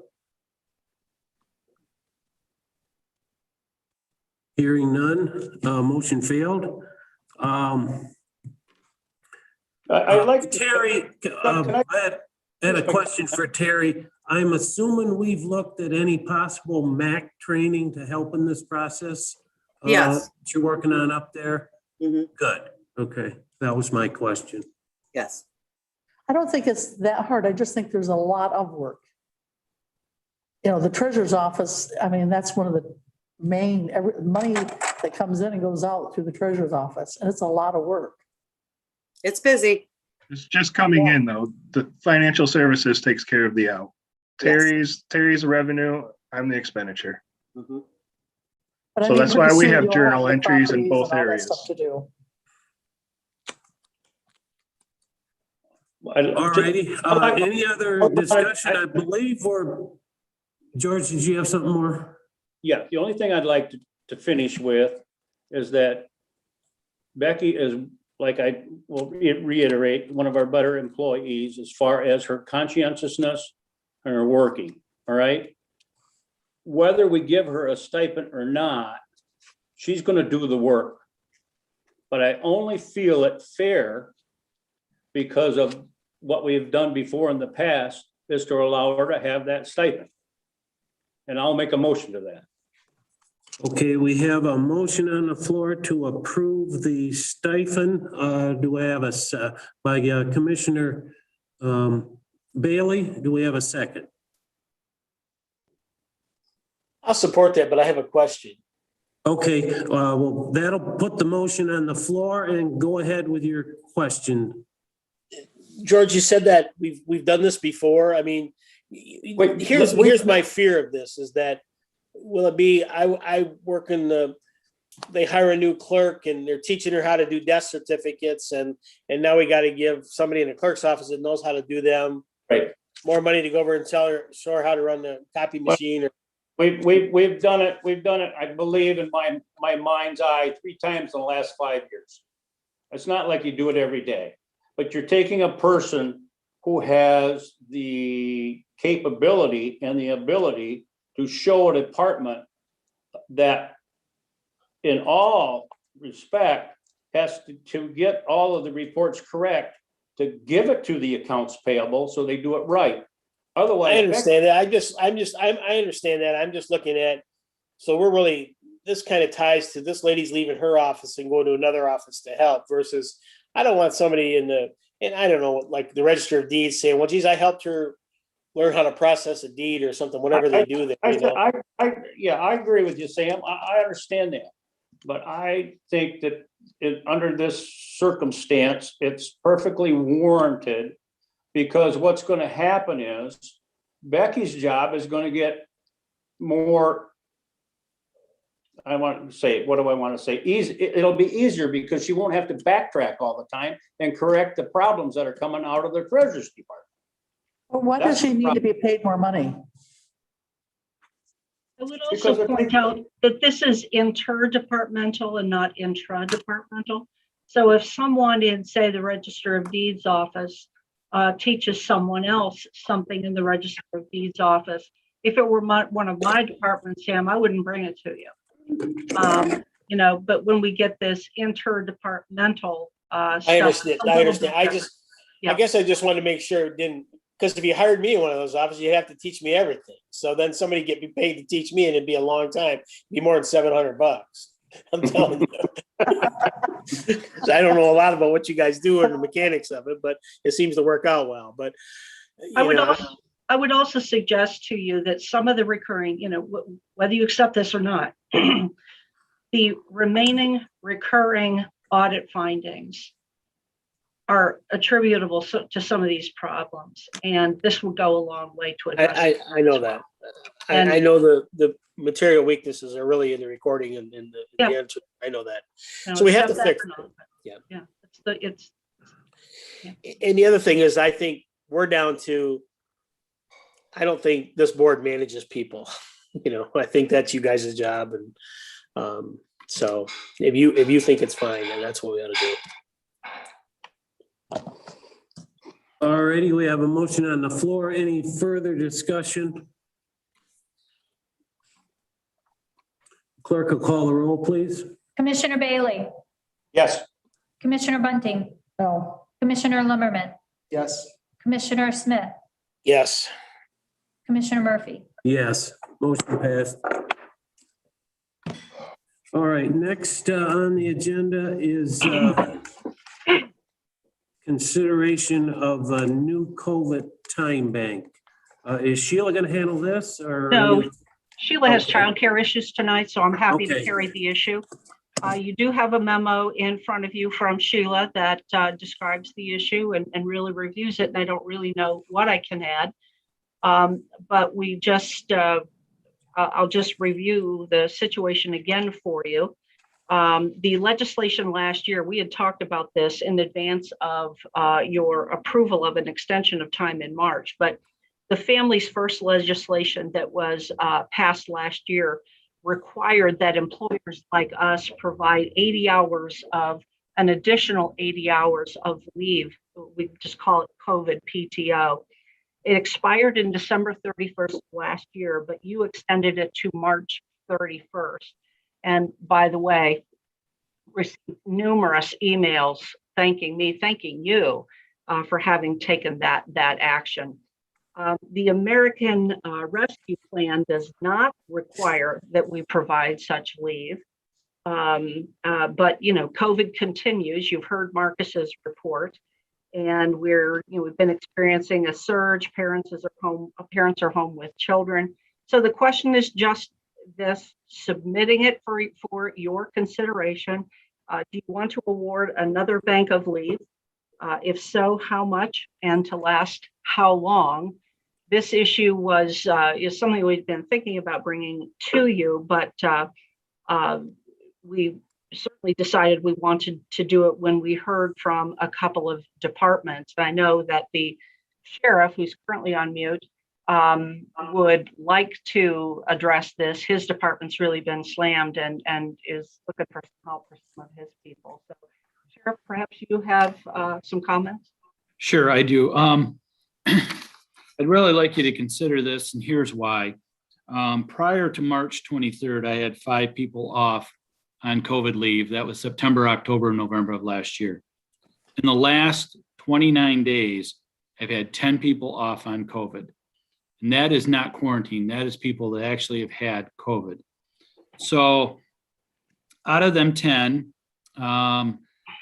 a good majority of them were after March 31st, after the COVID time expired. So in that case, they had to take their sick time. One of the people that had COVID was a young man I hired in February part-time. He had no sick time build up.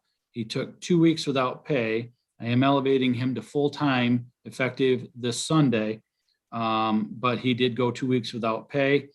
And I'm just asking for you to consider this. A lot of these people that I had that had COVID were infected on duty.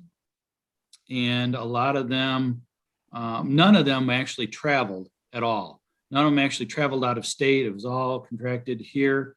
It wasn't that we weren't practicing safety here. However, in the jail, when you have a bubble in the back that is in close proximity, and you work for 12 hours with somebody else, they're bound to get it if a person is asymptomatic or has it, isn't showing any signs yet. So I just ask that you would consider that, please. And I may actually have still 2 out. I've gotten the majority of my people back, but I still actually have 2 out. One just diagnosed yesterday morning. So if you would consider that, I would greatly appreciate it. Thanks. Okay, any questions? I do. I'd like to make a statement. You know, I want to say that what's happening to our law enforcement throughout the whole United States is just terrible. And that these men put their life in danger every day, every minute when they're on duty. And I think that there's so many good men out there that risk their life for us. And I think that we should pass this for the sheriff's office only because of what they do for Gratiot County and all of that represents all the police force or the deputies and everybody throughout the whole world or the United States. And I think it's very important. And I'm sure a lot of these, when you go up to a car or you go into some place or you don't know what they've got, they could have not only have COVID-19, they could have something else. And we know they've had guns and they've got drugs and everything else. So I, for one, am 100% supporting the sheriff on this. Hey, Jan, can I say one thing? Yes. I'd like you to take this into consideration, okay? A lot of people that we deal with too also are dealt with by court personnel. And so, you know, I appreciate you backing my office. I think it's a countywide thing, truthfully, because any people that we deal with out on the street come into district court or into circuit court or probate court, and they could infect people just like my guy. So if you would think about that, I'd appreciate it. Okay. Mike, rather than doing a blanket, would it work if we give like department heads authorization on a case-by-case basis to issue it? Would that work? I urge you not to do that because you're going to have uneven application. We're going to get union challenges and all kinds of challenges. I think you're just, I appreciate you're trying to get there, Commissioner Murphy. I really do, but I just see that as a grievance situation that we're just going to get bombarded with it. I also want to point out that, you know, indeed our folks and they're out on the road and in the jail have a lot of exposure. Not all of the court people have the same exposure, although some, but you know, we have as many folks who are parents who are having to be out with their kids or end up, but yeah, who have to be out with their kids. And I'm not sure how we tell parents, you know, of young children that, well, we're going to, you know, law enforcement are certainly deserving, but parents not so much. So, you know, that's kind of what you run into when you begin to try to parse it that way. Are we doing this at one time or is this, I'm assuming that if you get the COVID-19, you only get it once. So this is people that never did get it, but now are getting it. Am I right on that, Mike? Or have some of them gotten it twice or more? Jan, I can't say whether somebody's going to get it once or twice, but I have a situation with one employee who had to quarantine because her husband had it and never did contract it back in December and then contracted it in March. So yeah, she had to use time out of her sick time. And I don't think anybody should ever get over 80 hours of time whole, but that's just my opinion. But so she would have to use her sick time the second time around. I mean, the next thing is one of her kids could get it or something, and then she'd have to take, you know, quarantine time again or whatever. So I just don't think it's unlimited, but I think you got to put a set number on it. Maybe to the end of the year or something? That's certainly an option that you Well, have. Or even just another 90-day extension or something to see where we're at, and then we can look at it again. Would that work? May I ask a question? Go ahead, George. It's of Tracy and the sheriff. Now that we're in the age of being vaccinated, Right. we have to consider that either one or both partners of the relationship, if they have children and all that has to be considered. In other words, we've just talked to Marcus from the health department, and he has told us, if you are fully vaccinated and have had your 14 weeks after your vaccination, you do not have to quarantine. Okay? In that case, those folks would not be required by us to quarantine, and so there would not be a leave issue.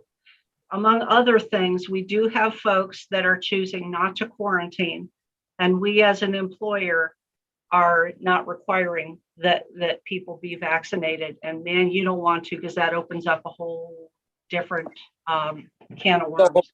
So there goes my point. In other words, are we going to pay people who, in my opinion, for whatever personal reason they have or not, but that's their personal reason. And if they choose not to, then why should we support that decision? I guess maybe I just want a little quick explanation of this. I'm a little slow on the uptake, but so you want to reload every employee in the county with another 80 hours, or you want to just extend the hours that the people didn't use it? I want to make very clear that we're presenting the issue to you, and because we have some situations, I don't think that we have a want. We're providing you information about some circumstances that are arising. But you have some single cases, but what I'm asking is that you want to give I mean, I don't even know how many employees we got, but say we have 300 employees and 150 of them used the 80 hours. So we have 150 that didn't do it, and their 80 hours have expired, is my understanding, at the end of March 31st, so we're done.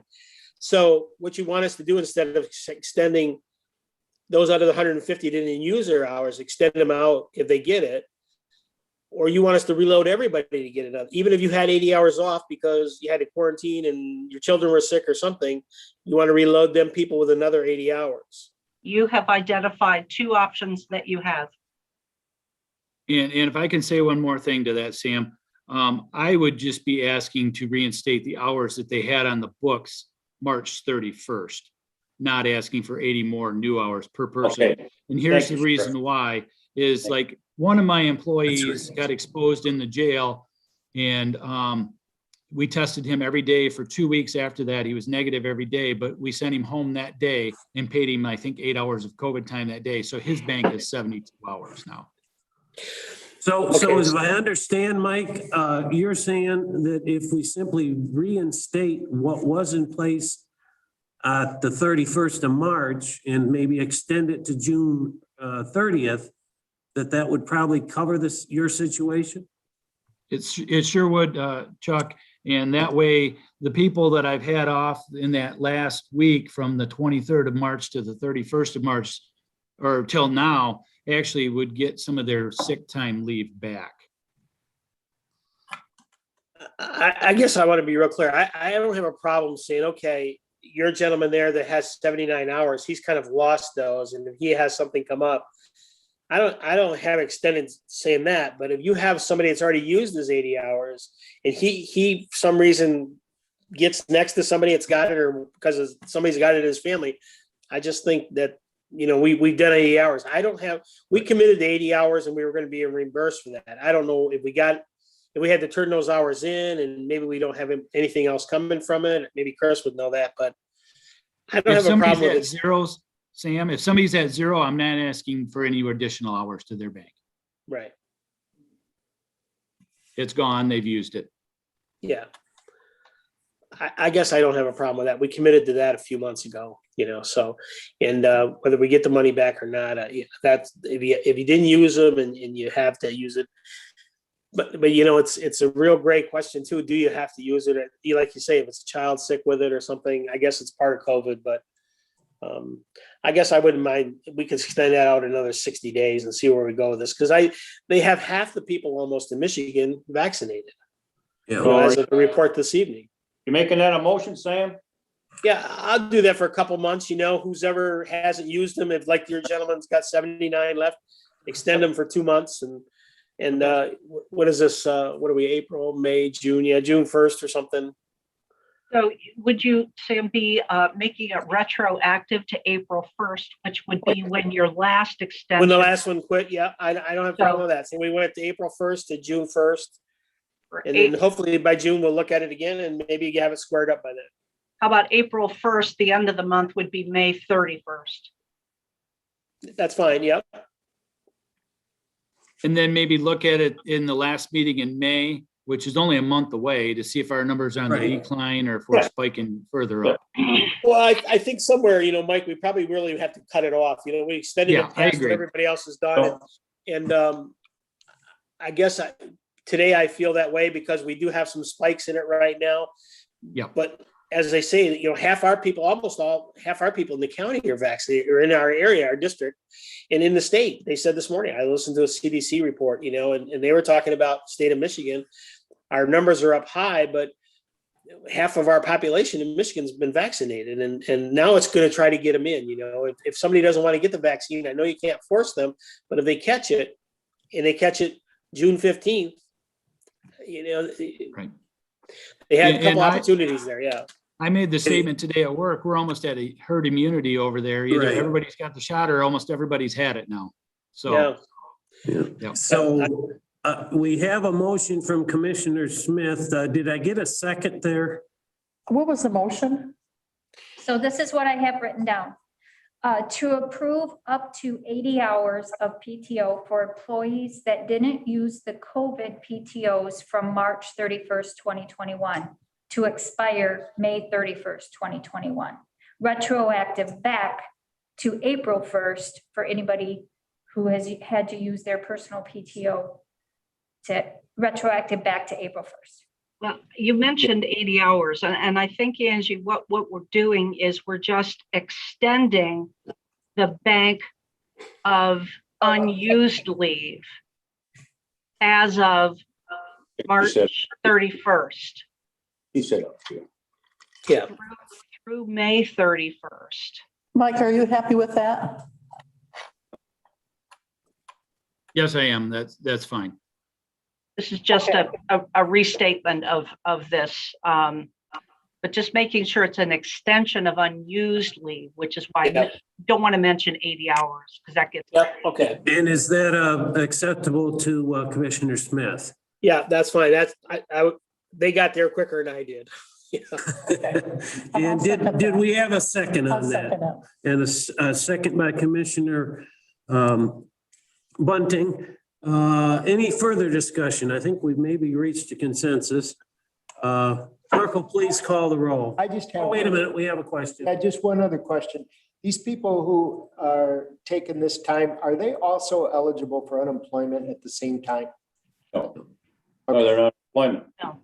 No, they might be eligible if they're taking unpaid leave because they're out. There's some discussion about that. But folks who are getting this COVID leave or have PTO would not qualify for unemployment. All righty, any further questions on the motion? Chuck, can I say one more thing? Some of my part-time people some of my part-time people had COVID time, but it was not 80 hours in their bank. So there was a formula they computed part-time, and I think it's like 50 hours or something. So yes. Okay, so we cleared that up. Any further questions on the motion? Clerk will please call the roll. Commissioner Bunting, Yes. Commissioner Lumberman, Yes. Commissioner Smith, Yes. Commissioner Bailey, Yes. Commissioner Murphy. Yes, motion passed. Very good. All righty. Moving on to unfinished business. First up is the tractor lease. The dreaded tractor lease issue. This was discussed at the last meeting. I believe that the email and materials that I had submitted last time are in your packet again. A couple of you have had some conversations with some folks at Ellen's, have had some conversations with Tony Miller. Also, you had asked to have a copy of the Bader contract. My apologies for not thinking to include that last time. We did send that Bader contract over to you the day right after the last meeting. So I hope you've had an opportunity to look at that. I'd like to go over this in a different kind of sequence. I too am going to try to share my screen and and I wonder if I'm sharing it now. If you see a document that says tractor lease Gratiot County and it looks like an email, do you see that? Yeah. Yes. Okay. Now the more tricky thing, won't it, will be seeing if we can move pages and cycle through some pages. I feel certain George will tell me if we are not. Yeah. What we have here on this first sheet is the quote that we had received from Ellen's when we sent out the information that we need a new tractor, we want to lease. That was what was listed in the capital improvement plan that you folks approved with budget last year. So we got quotes from Ellen's and from Bader's. Now I'm going to focus on the Ellen's piece here right now. Tracy, what page is that? We can't find it. It's on the screen. I don't know that this was in your packet, Jan. This particular sheet, I got this morning. What you will see following this sheet was in your packet both last time and this time. So this is the original, and this, by the way, is on the summary side-by-side quotes sheet that Kaylin had put together for you. So you've seen this information, but we received this quote from Ellen's for a New Holland Boomer 40 with cab and loader. It's a new piece of equipment. The lease term you will see is 36 months. There's a limit on hours per year at 300, and the monthly payment on the lease would be $393. Okay, that's the quote that we got. Now I'm going to see if I can do this tricky thing and go to the next page. Did it go? Yeah. All right, Yeah. cool. Well, All right. as long as I turn on my side, I can see it. Yeah, well, At the end of the day, is it $565.29? let me go through this, please. Okay. And this is something you had in your packet last time. And I'm sorry, I don't know how to flip the page over. If Matt were here, he would tell me, and he's just feeling sorry for me right now. But this is the side-by-side that you have in your packet now and that you saw last time. You will see that from that quote, the side-by-side information that we gave you is what is in that quote. It's the New Holland Boomer 40, a new machine, a term of 3 years, a maximum of 30 hours for that $393. Okay, so that's why we provided you that information. Yeah. Now we get to the documents that, again, you have seen this.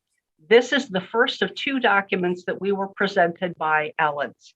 And this and the next document, which I'll try not to make you seasick, the rental contract, which I'll get to in a moment. We were presented with these documents and we were told we need to sign these.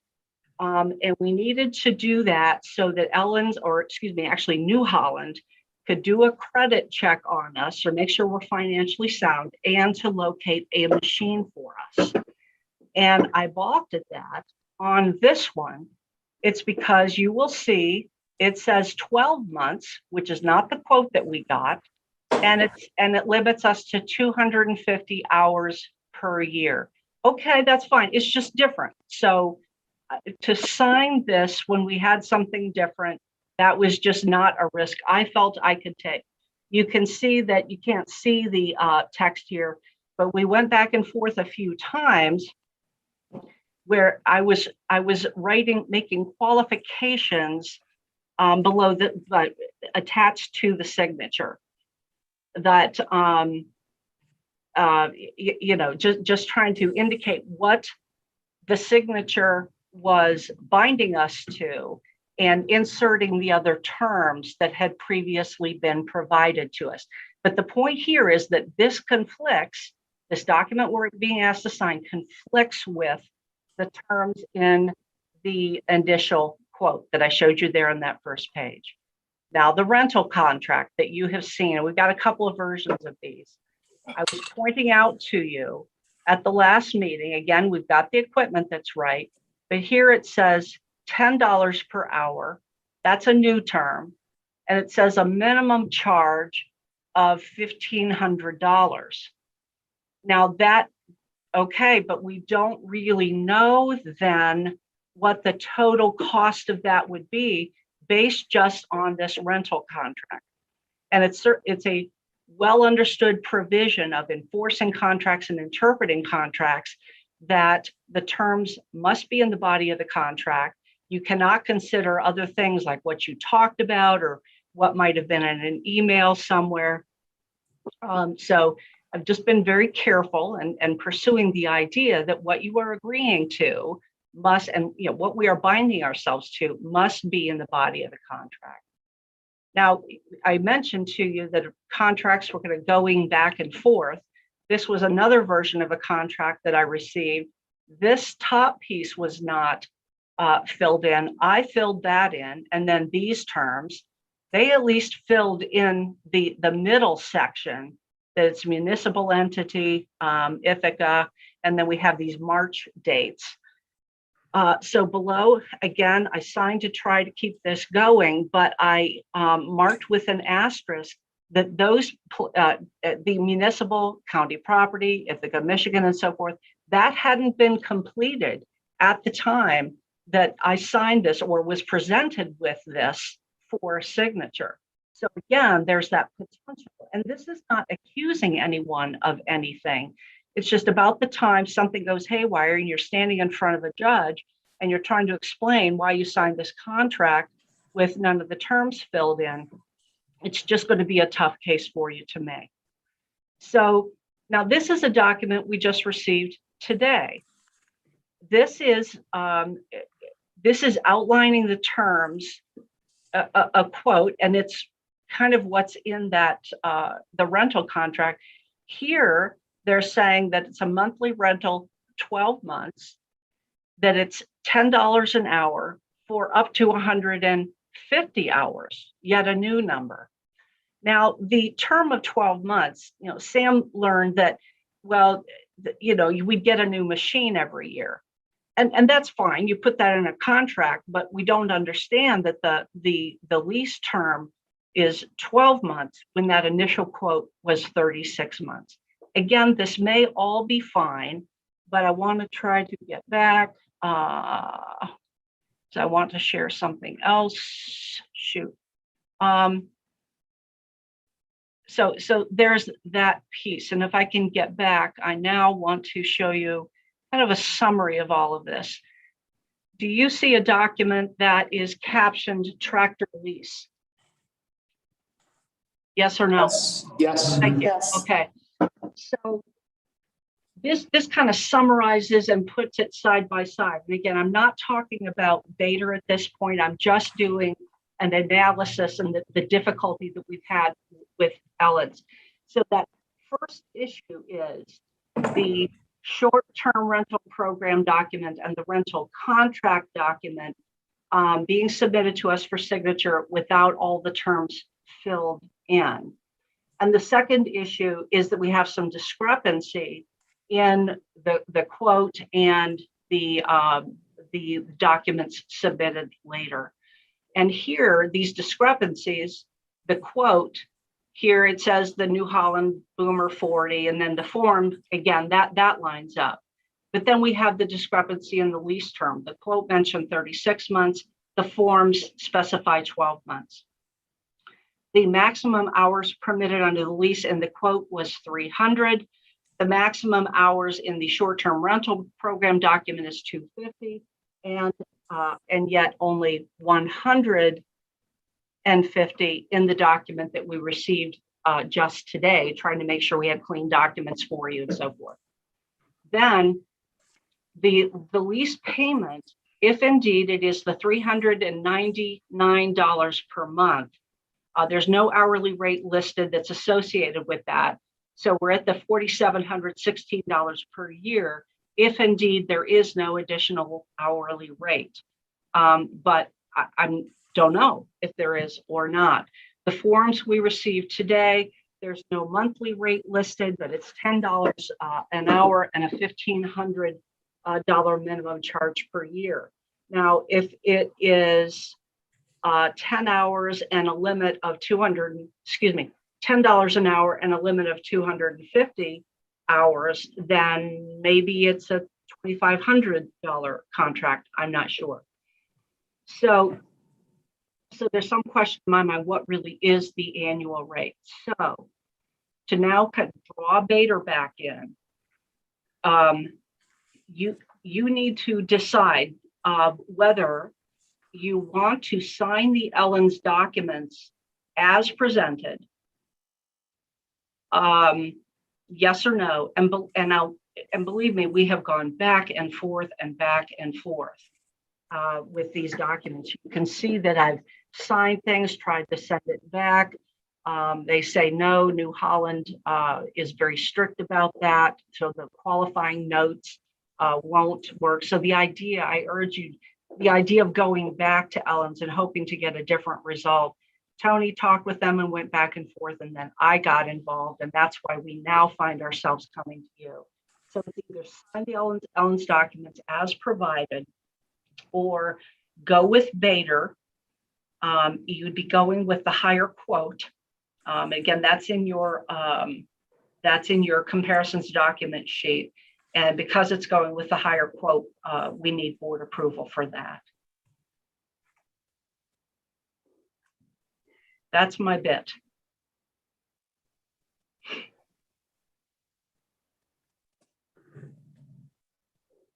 Okay, do we have any questions?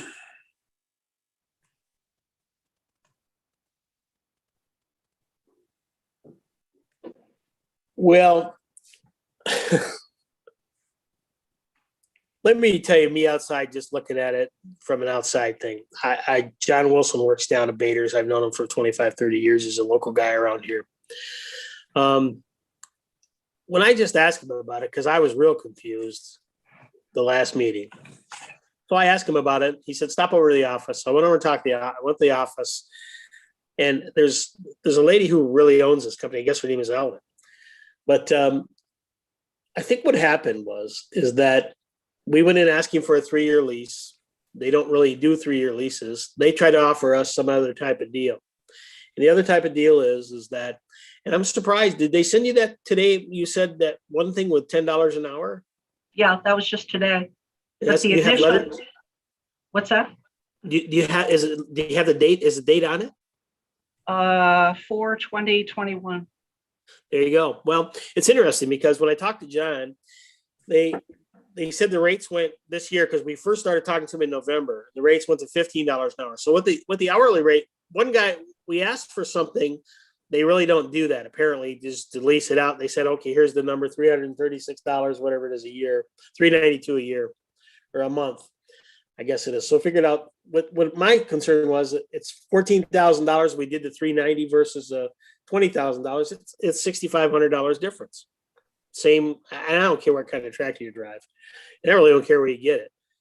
I'm just looking at the dollars of this. So when I talked to him, the 150 hours, the other deal they have is a thing that New Holland participates in. And I know John Deere does too. And I know Kubota, all of them do, because being in cemeteries, the city of Cadillac, there's a number of people who use these guys. And what they are is that New Holland approves us to be a public entity and things like that. So the last thing and they told me $15 an hour because they moved them all up January 1st. That's why I'm surprised you got the $10 an hour, and that's probably the one we ought to take. But anyway, 150 hours minimum you pay. So at $10 an hour, you're going to pay $1,500 for this tractor. And if you go to 200 hours, you're going to pay $10 an hour or whatever over it.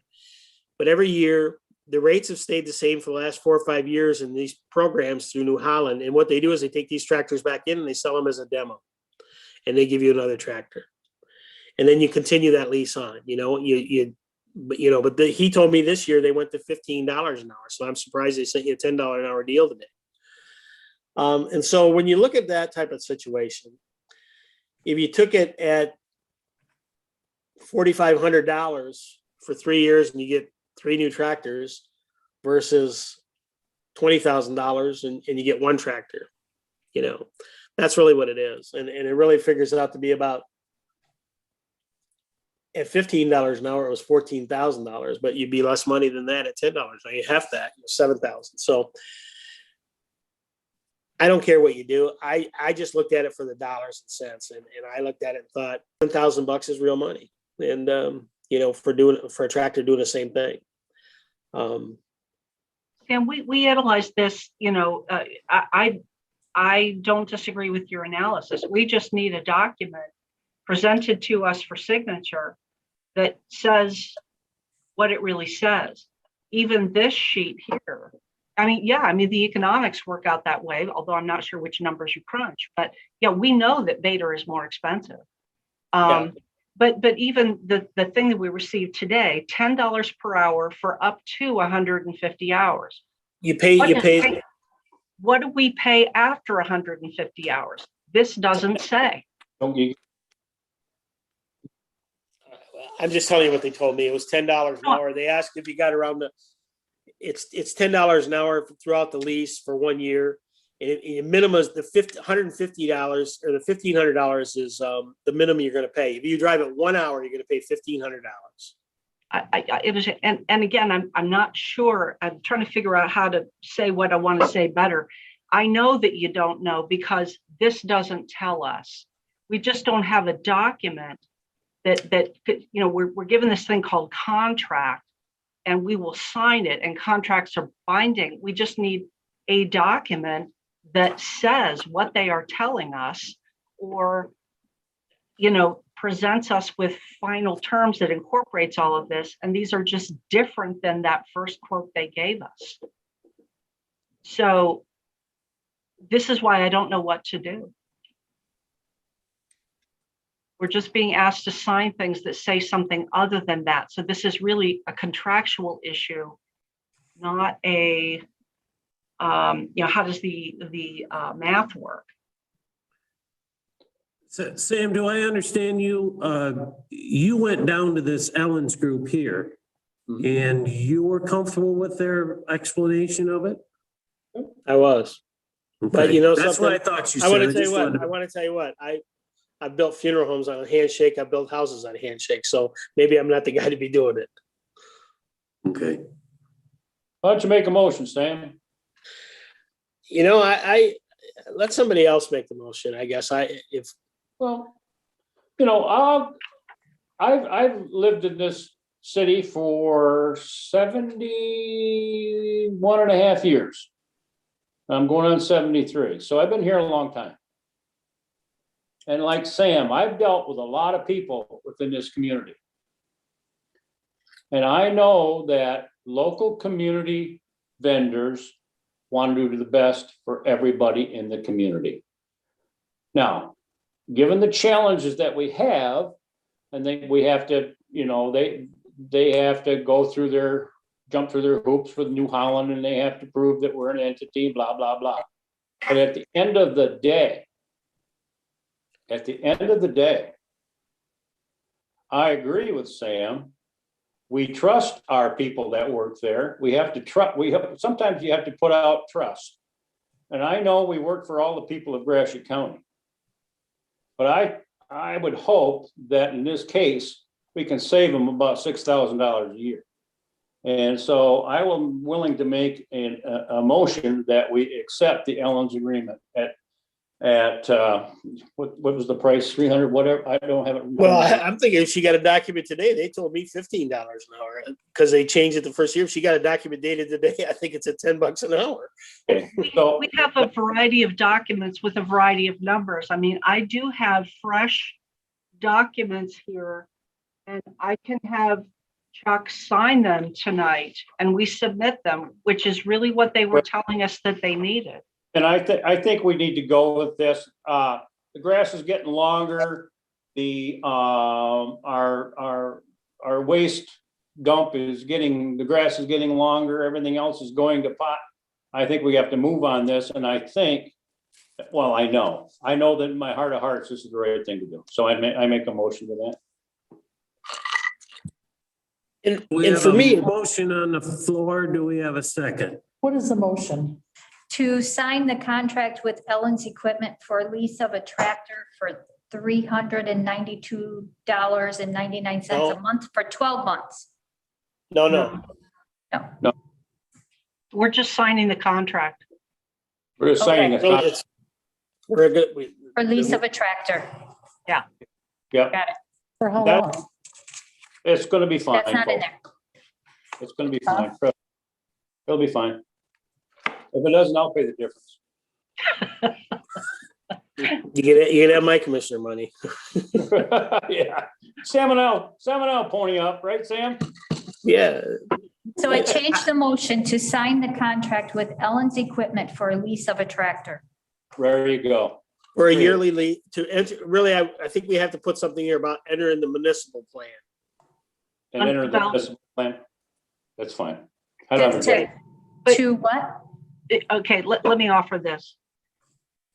Moving to sign the short-term rental program document and the rental contract with Ellen's Equipment for lease under the government lease program. There you go. I'm fine with that. And do we have a second for that motion? I would second that. A motion by Commissioner Bailey, second by Commissioner Smith. Any further discussion? Clerk will please call a roll.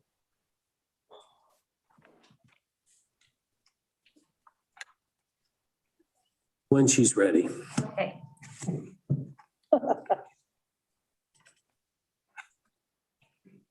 Okay, Commissioner Lumberman, No. Commissioner Smith, Yes.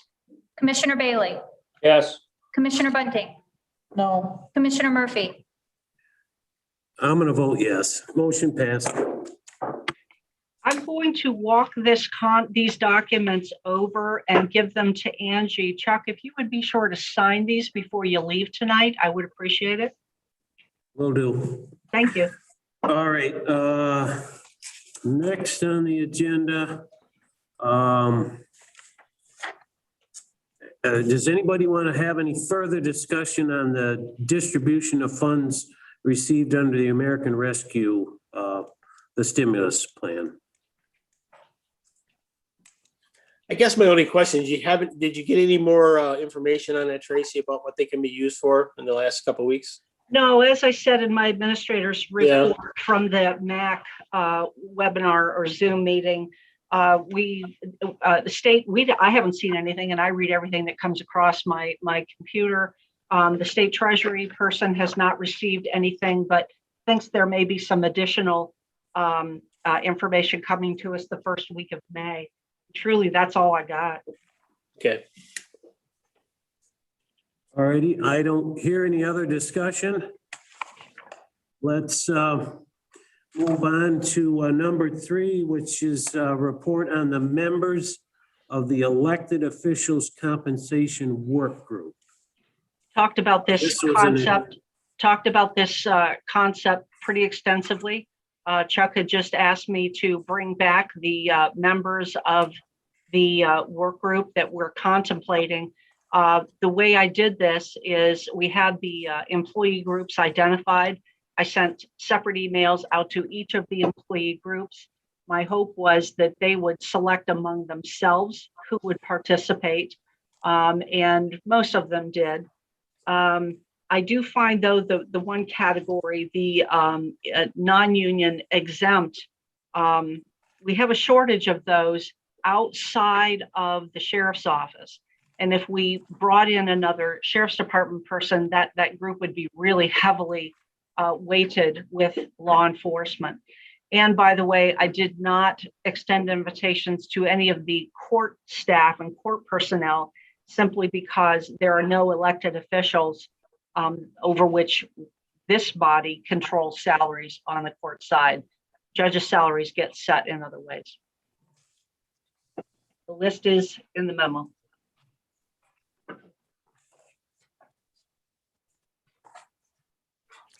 So unless there are concerns, I guess, Commissioner Murphy, are you wanting the board to approve this list? I'd just like to just see a FYI, motion or- to approve this. Anyone have any questions or objections to this list?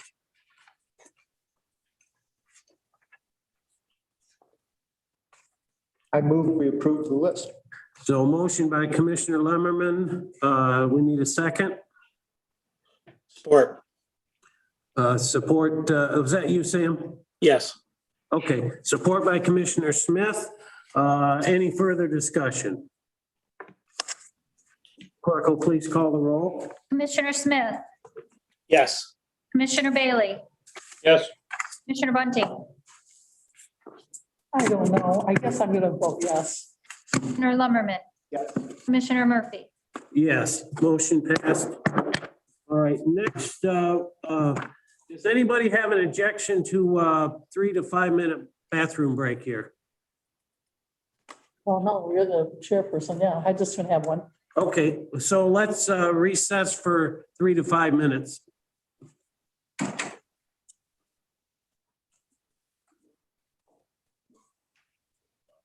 Stand up for a minute. Oh. Oh, shouldn't drink that long.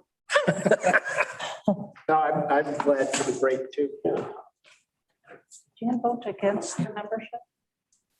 No, she wrote it. Sure. Thank you.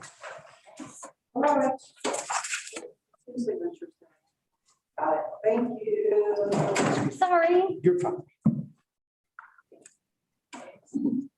Oh.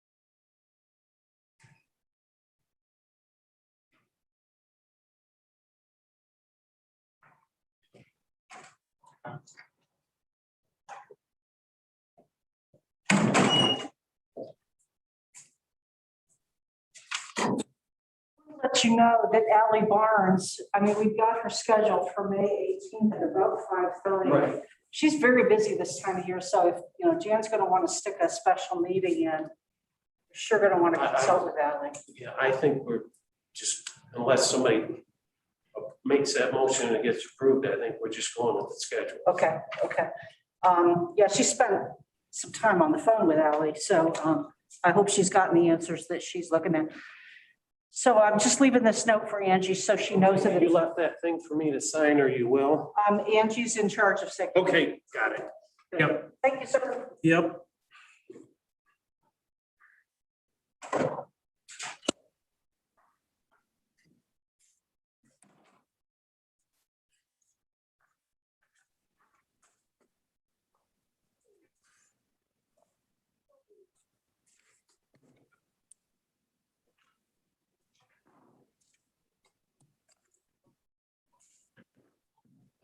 redevelopment. See if they can find it. You have like 2 letters, like it'd be A, so you could put CA or DA.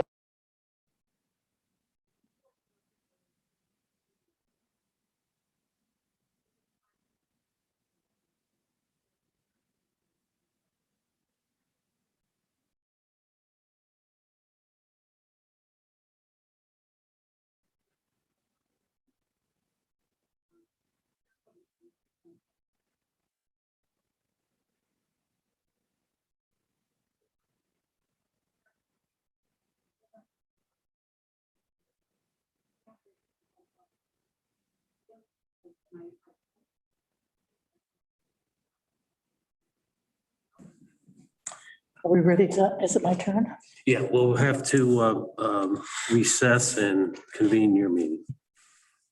Okay. So I see. So we got speakers. You guys got, These are mics.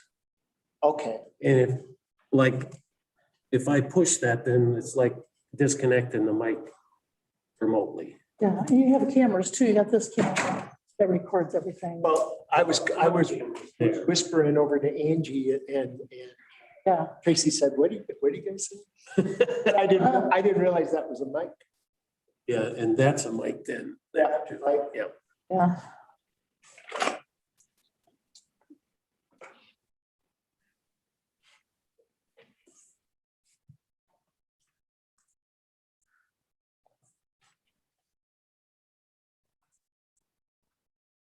They're back. What happened? Oh, where's Tony? I think she went back to the bathroom. I don't know. Maybe she went. Maybe wandering around the building. It's beautiful. So she might have look. If she was going to get me a coffee, that would be. There's a coffee pot. There's a bun coffee pot and a coffee. Tony, you missed it. I said, where's Tony? He goes, everybody said, oh, she's out walking around and probably, and Angie said, oh, probably just exploring. And your husband said, it'd be nice if she got me a coffee. All right, I see Sam back online. George, you on my line yet, or you still off? Okay. I'm here, just wait. All right, let's reconvene the meeting then. We need to recess. I need a motion to recess this regular meeting and enter into the finance meeting. Motion by Commissioner Lemmerman. Second by Commissioner Bunting. Yes, I'm getting there. It is 7 o'clock already. Any discussion? Clerk will please call the roll. Commissioner Bailey. Yep. Commissioner Bunting. Yes. Commissioner Lumberman. Yes. Commissioner Smith. Yes. Commissioner Murphy. Yes. Okay, Jan? Okay, meeting. Before we get started, should we go forward and do the sheriff so he doesn't have to wait any longer? Is he here? Is the sheriff with us? Yeah, hi, Mike. Yeah, I'm here, Jan. It doesn't matter to me, whatever you want. Are you gonna stay for the whole meeting? I can. Okay, Well, other than if he wants to go ahead. yeah, if you wanted me to, I would go put it ahead. No, go ahead. Just go in order. Okay, then. Okay, cash balance and finance administrators report. Hey, good evening, board. I Good will evening. be sharing with you the cash balance worksheet that you should have in your packet. We've hit the 6-month mark, halfway through our fiscal year. You can see our cash balances year over year. If you could please let me know if you have any questions. Yeah, I got a question. And I don't know why I never asked this before. What is residence denial interest? Residence denial interest is a a fee that the treasurer's office collects for homes that are not your primary house. If you have ever owned a rental and lived in another house, your rental home had to pay a residential fee. And that goes in that fund there. Okay. It's a PRE. Primary residence. It's, It's a primary residence thing for it's for like homestead. thank you. I only know that because I got a letter from the state just the other day.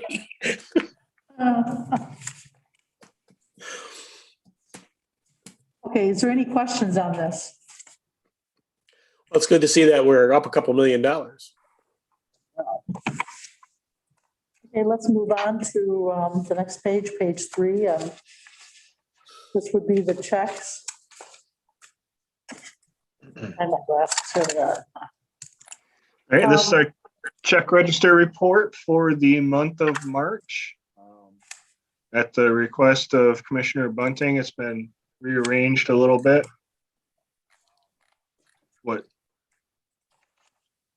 And I assume that you will have a couple questions for me. Yes, I did. Just a minute, I'm going to move to the pages that you gave. While you're looking, I had one, Michigan Municipal Risk Management. What is that, Chris? That is our insurance 15,000. company.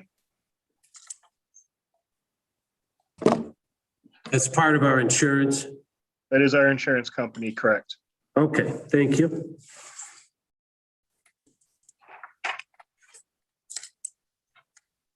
I had a question here on page. Oh, there is no page. You'll need It's to give for- me the date the check was written and then who it was to. March the 8th, but there's several here. Wheeler Township, Seville. And Jan, I think you're in the receipt section. okay, I got this mixed up then. Okay. I tried to put this in a notebook because it's a little easier to keep track of the sheets. Okay, We're on page 4 through. I don't have any pages on mine, but, Right there. okay. Yeah. Okay, we're doing the checks. Yeah. Anyway, I have one here from Bethany Township for, is it $1,850.142? And it is 3 of 17. It was a check.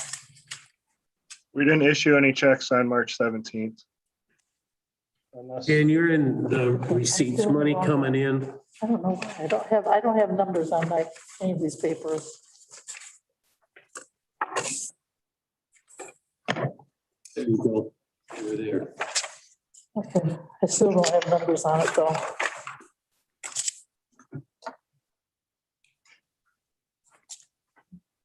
Yeah, we're here and then next few pages, checks that we wrote. Okay. Okay. Okay, I don't have a page number, but it's 3/4 of 21. And I see you have all these one attorney. We owe him several amount of money. Did you get a check for every one of those? Or do you write one check for all of it? we would issue one check for all of those. But those are each individual bill, and we have to enter each individual bill into the system separately. But it would be just one cumulative amount. One check, because on here, you gave me the check numbers, and it looked like you wrote a check for every one of them. Those are direct deposit. Okay. So in other words, you still have a check number, but you just didn't write the check, it's a deposit, okay. And then this Cherry Lane system, I was thinking that I had asked you about that, I thought we had them paid off. Do we still, how much more do we owe them, or? That's a subscription, so we have to pay it every month. It gets renewed on an annual basis. Okay, Chris, can I speak on that? If it is, did she say Cherryland? There's several Yeah. different departments that do use. That's mine. Okay, that, because we use Cherryland too for records retention at the sheriff's office. okay. That's why, Chris, I would like to know from here on out if we could have a department number. That way I would know where it goes. You want the department number or the department name? Because of the Department name would number. probably, Yeah, I know what, if you give me the number, I can look it up and I'm pretty, I've got a list of all of the department numbers, so that would save you from typing a lot out. And then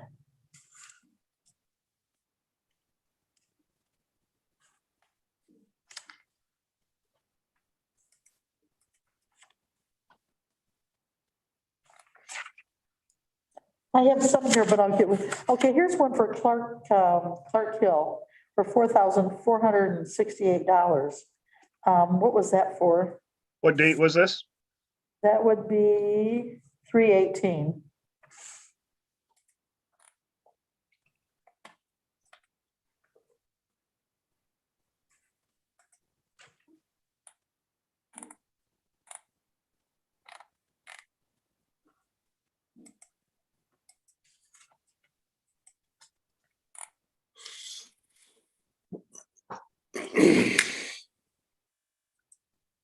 That was for 2 invoices for legal advice that was required at the drain office. Okay. Thank you. I have several here, but they're not that important. I just kind of underlined them because they were a little bit different. I'm just trying to save a little time here. We have Lincoln National Life Insurance. And underneath on that, yeah, would that be for what insurance? Life insurance? Yeah, it's a $325.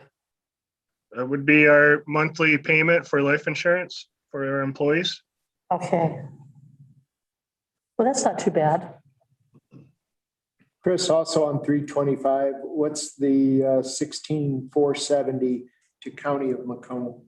Yeah, I had that marked also.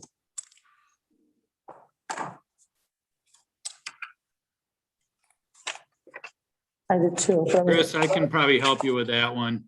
I think it's for a juvenile that we had to take down there to be housed, maybe. That was going to be my guess. $16,470. It's expensive. Okay. So Sheriff Morris, what County of Macomb, what do we do with them? How does that work?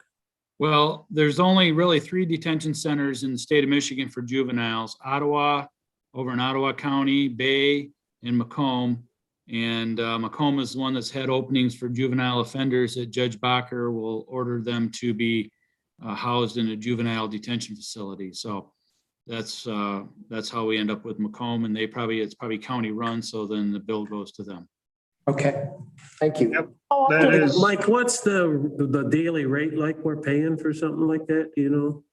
Chris can maybe tell you that. I do not know Okay, that. we can deal with that later. that bill was for 1 month. Really?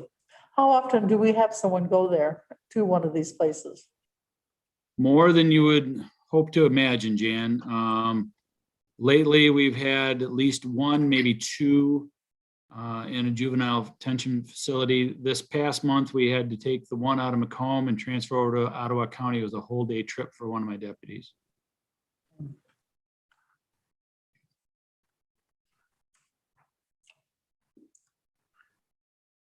I had a couple other, Mark, Chris, Management of American Consulting. Do you know what that is? And what date was that set? That was 325 for $1,089.60.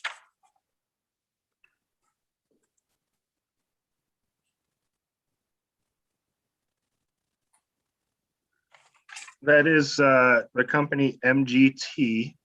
They provide several different services for the county. One of them is preparing the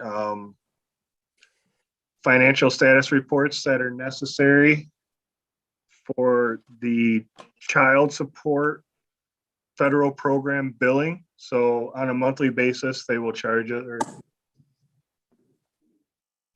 That's a 3 months worth of providing that service. It looks like this one is for prosecutor's office. Okay, thank you. And also on the 25th, 44 North, $21,200.60.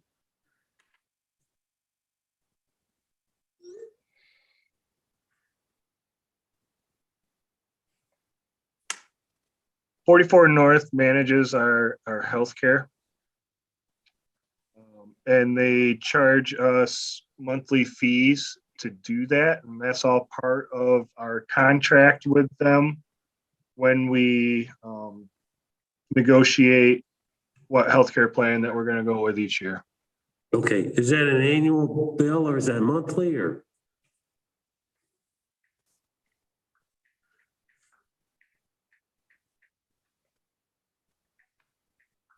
This one is a monthly bill.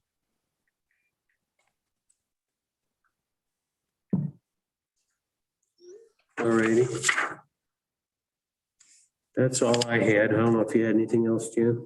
No, I think that's it. Oh, what's your meeting? I'm sorry. Chris, you anticipated questions. Did we hit all the things you were anticipating, or is there anything else that's outstanding that you think we should notice here?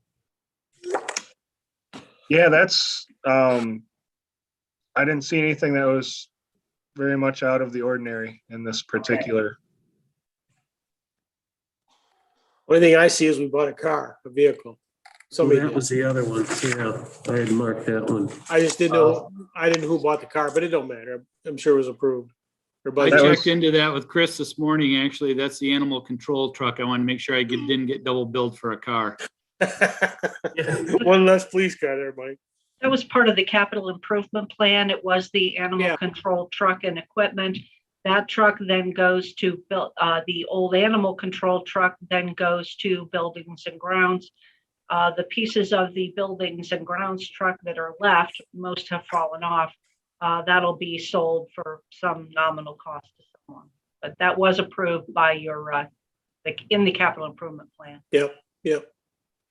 Mike, Chris said that you bought 2 of those Chrysler Jeeps last month, was it? We bought 2 Dodge Chargers cars and we actually bought them, I think, in January, and then the bill come through in February. Okay.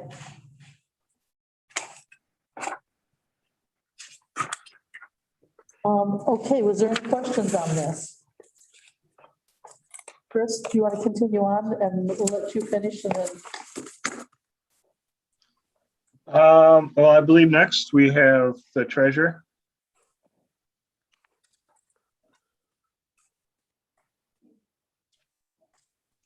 Gary, we can't hear you. Can't hear you.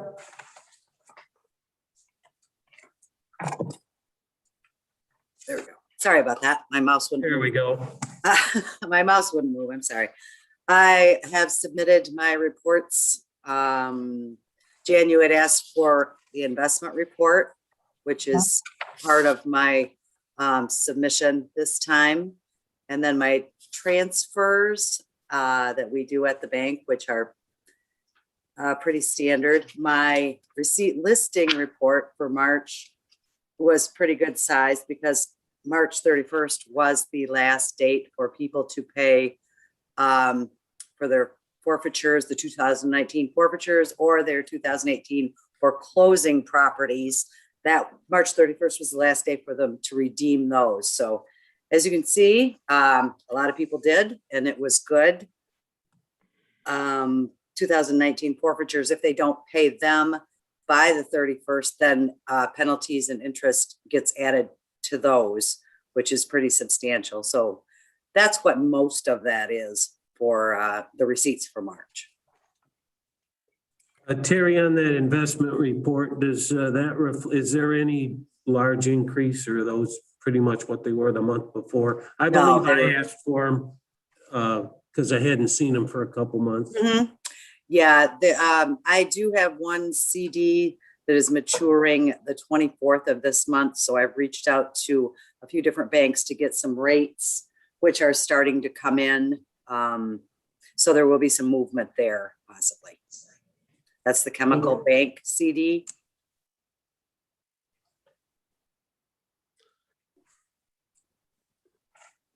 I see we have Raymond James on here. I don't remember seeing it before. Is that in Alma? That, yes, that is Alma. And it has been on the report before. Okay, I guess I just didn't catch it. So the 7.765 million, that's basically what the report was for the prior month? Yes. Thank you. And you're anticipating giving us this report monthly? Yes. I'd like to see it in the packet. Thank you. Sure. Okay, thank you, Terry. Thank you. Okay, is there any other questions? Okay, we will move on to, just a moment here, I'm gonna find my. Okay, we will now move on to 6 months.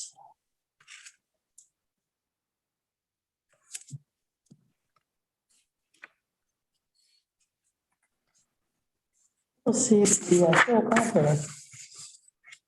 assessments, revenue, signature payments, other finance, business. So Jan, are we skipping over the receipts? I don't know if anybody has any questions there. No, we're not skipping over. I just didn't see it on my thing here. Okay, so let's go to the receipts. I don't have numbers on my pages, so that's where we're got a problem here. Some of them have numbers on and some don't. I show that starts at page 13.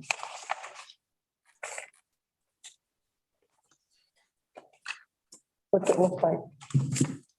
Okay, I've got it, but I don't have a page number on it. It's kind of Yeah, I see running it. in with there. Okay. Does anybody have a question on this? Why don't we look this over? And I see that there was a lot of dog licenses that came in. Did that come into animal shelter, or does that come into the treasurer's office? Both. Is Terry still here? It comes in through both. Both sell those. Hi, Jan. Yep, Tracy's right. They do. I didn't hear you, Tracy. She said it came in through both. Oh, both, okay.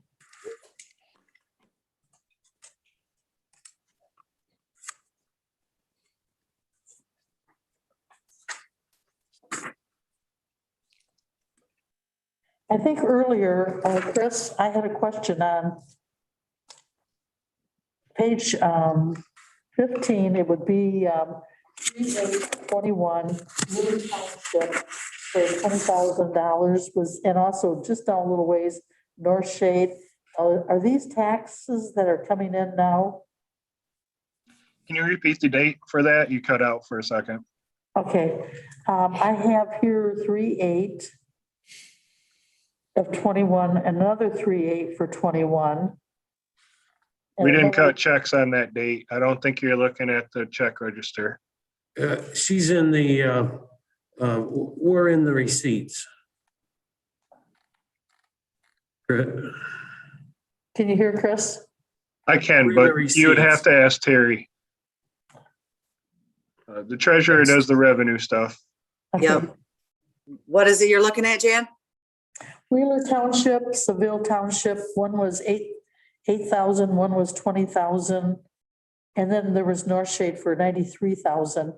Yes, those are all deposits that the Are township. those taxes or what? No, there are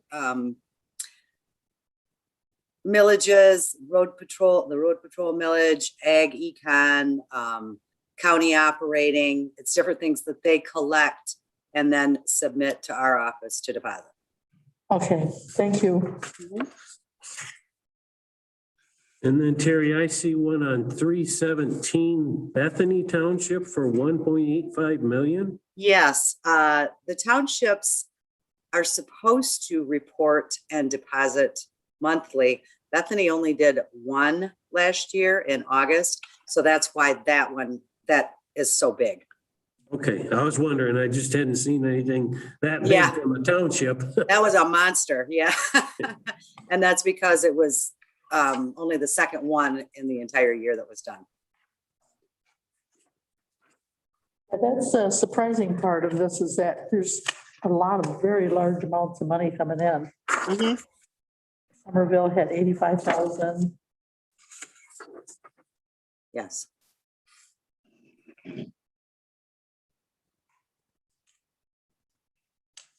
Well, this is good that you brought a lot of money in.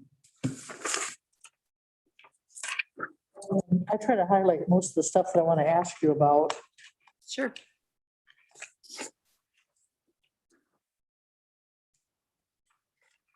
And I believe that's going to be about it. For me, does anybody else have any questions? Terry, I'm seeing on your transfers, a large transfer of 689,000. Just wondering. Yeah, that, what that is was an MTF, which is a Michigan Transportation Fund. That's actually road commission. Oh, okay. But it comes into our general fund and then we transfer it to their fund. Okay, good. Thank you.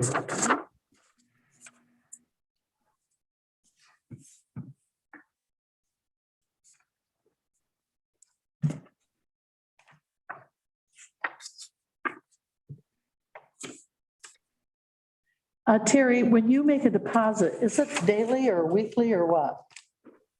When I make a deposit, what do you mean, Jan? Like, this is money that came in or checks that went out? This is money that came in. Yes, so do you make that deposit daily or weekly? Yes, what we do is we scan our checks now to the bank. So we don't have to actually take them to the bank. So anything that we take is purely cash. Okay. And, but yes, we do that daily. If it's a large amount, if it's just a small amount, then we do it every other day. But the checks go daily. Now, another thing too, I refresh my memory that this is money that you take in or can, like, say the clerk or the deeds office or permits office, they bring money to you also, right? Right, yes. So would that be part of this or it would be different? No, that would be part of this. Okay. Do they make out their own deposit or do you do their deposit also? They make out their deposit documents and then they bring them to us and we enter them into our cash receipting system. Okay.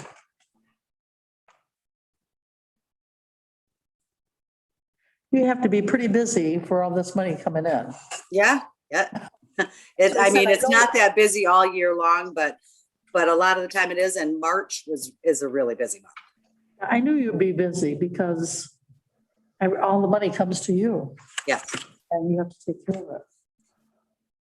And then another question I wanted to ask you too, is there a lot of people that didn't pay their taxes? And will there be a lot of property that will go up for auction? There, because of the eviction moratorium, we can't evict people from their homes, but there are some abandoned properties that will be on the sale. There are 15 of them altogether total, but not that many will be on the sale because of the eviction moratorium. Okay, do any of those have homes on them or are they just property or just land? Both. Both? Mm-hmm. Okay. And I know that there's a case out there that Mike Pung has been involved in about the gentleman that paid late, but we couldn't take his taxes. It was too late. How does that affect the treasurer's office at this time? At this time, it is not. It's still ongoing. Uh-huh. Okay. Is there any other questions?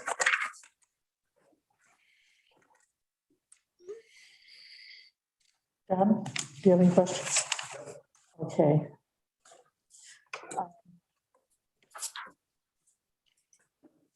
It's probably back to Chris. Chris, do you want to talk about the, on page 29? What is on page 29, Jane? I'm all electronic. Pardon? It's your 6-month expenditure review and budget amendments. I have been waiting to talk about this. I'm very excited to talk about this. Oh, good. I'm glad.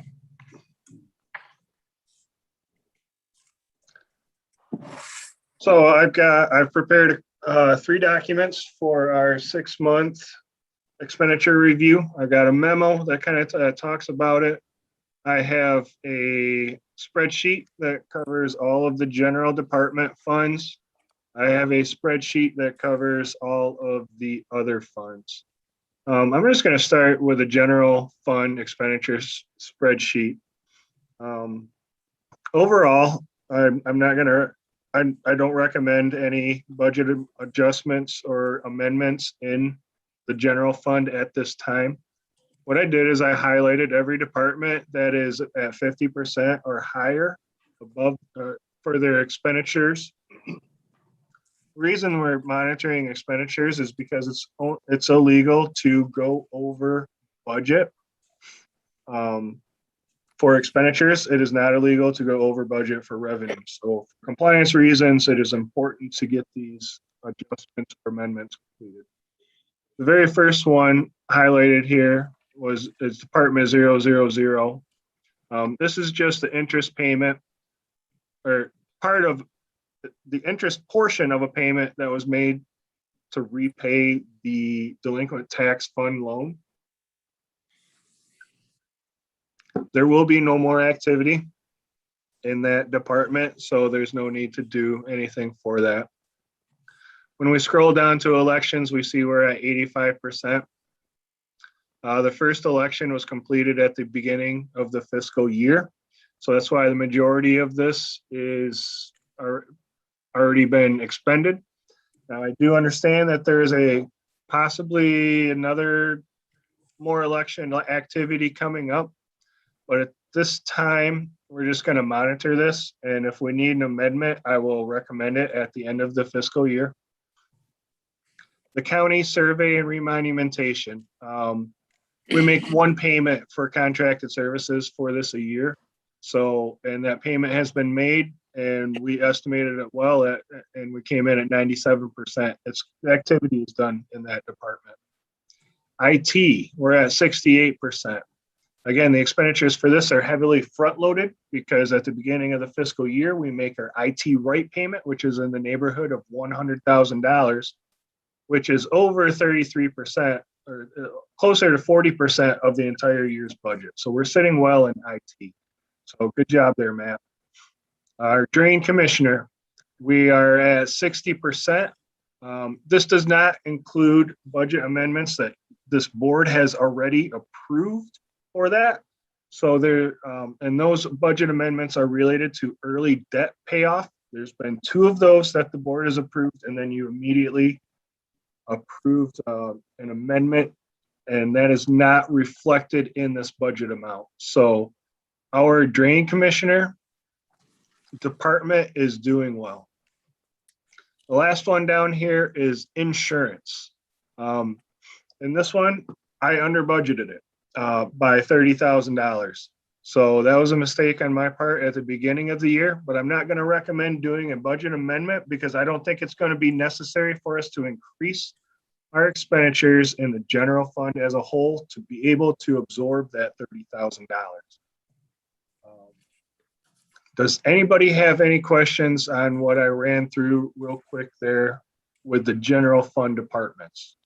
I do. The one with 631 substance abuse for, it would be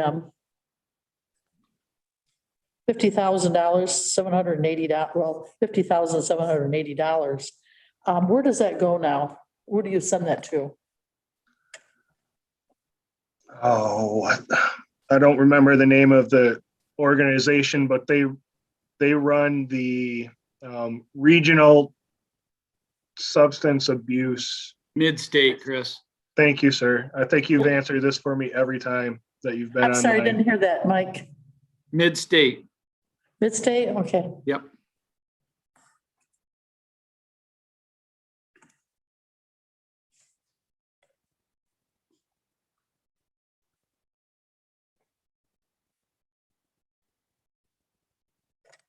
Okay, is there any other questions?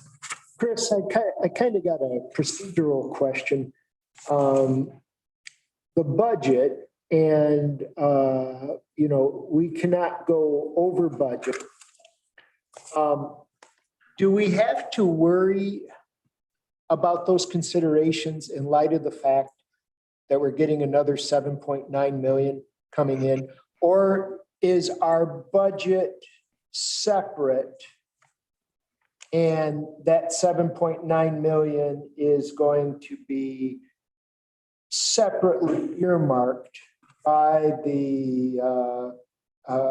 by the Board of Commissioners in whatever direction we're going, and we still have to really watch the budget closely.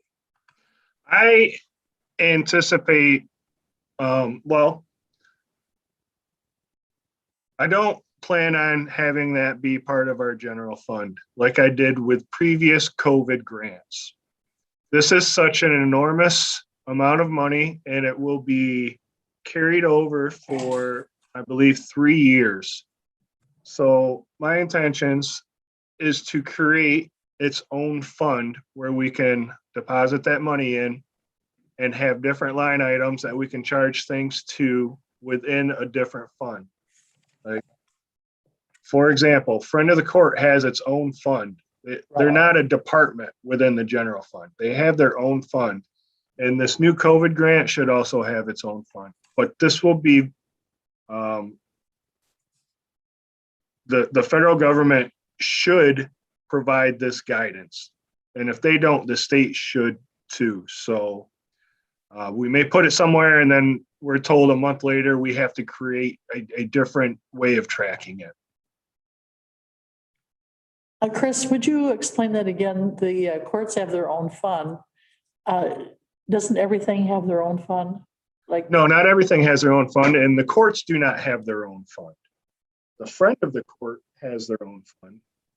Okay, Courts such as Circuit Court, District Court, they are a part of the general fund. So in other words, you're talking about the Friend of the Court, they bring in money, yes, at the Friend of the Court. They bring in money from another avenue like the state or the federal?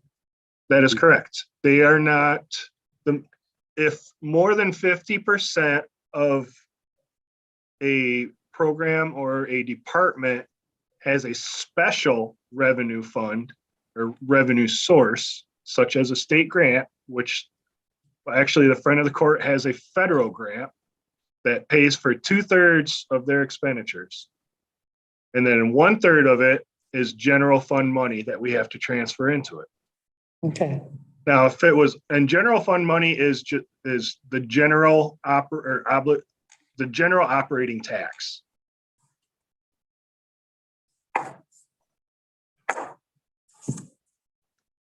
It doesn't have any restrictions. Like the federal fund money for the Friend of the Court can only be spent in the Friend of the Court. We can't pay somebody in the prosecutor's office with it. Okay. So Chris, I'm just talking through this and I'm not making any statements. I'm just talking through this so I can understand this. If we had the airport on here, and if the airport was generating more than half of its own revenue, it would have its own fund. But if it does not, it would be part of the general fund? Theoretically, hypothetically? Theoretically, yes. but by law, an airport fund is supposed to be for profit, so it has to have its own fund. Okay, But yes, that you have the concept correct. okay. But you say they're part of the, well, you mean that you take the money from, each one has a budget, but the money comes from the general fund. I'm not understanding the question, the way you phrased it. Each department, Yeah, so for instance, you've got the clerk's office, you got the deeds office, you've got, well, like the drain, they all have a budget. In other words, we give them money from the general fund and a budget that they have to stay in that budget. correct. Yeah, okay. But also, for many departments, there's more than one funding source. You know, fees for services they provide, general funds, sometimes there are grant funds. So there's not just one funding source for many, many departments. But most people, like say the clerk's office, if they take in money, that belongs to the general fund, right? That is correct. Well, what about concealed weapons, Chris? That's a special, that's a separate fund. And It's not also within- restitution. Say what? And restitution. Right, so the answer, the very simple answer is no.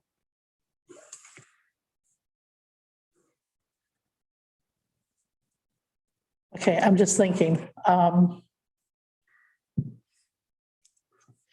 I guess I forgot what the question I asked you. I asked you that if she took in money for marriage licenses, That it all goes into the general fund. that all goes in the general fund, except for a couple of things that go into other funds. Okay, yeah, that's what I thought. I'm just double checking. The same thing with the treasurer's office, or actually, well, animal shelter, they have a separate fund for donations. Okay, go ahead, Chris, continue on. Okay, so I'm gonna run through the other funds. And these ones I am gonna request a budget amendment for. I'm just gonna show you here. Well, I'm gonna go back to the memo because I actually put the explanations in the memo for this. Fund 211, the GIS, there was a project carryover from the prior fiscal year that was not completed. And this is updating the aerial photography. The fund itself still has a $140,000 cash balance and is self-sufficient. I'm asking a budget amendment for expenditures from $13,700 up to $54,000 to cover finishing the project. Now, in the prior fiscal year, we came in way under budget. We expected it to be done last year, and it was not. So it was just a project carryover. The project did not go over in cost or anything like that. The blight fund was created this fiscal year and was not budgeted for because it didn't exist when we created the budget. Recommending increasing it from 0 to 25,000.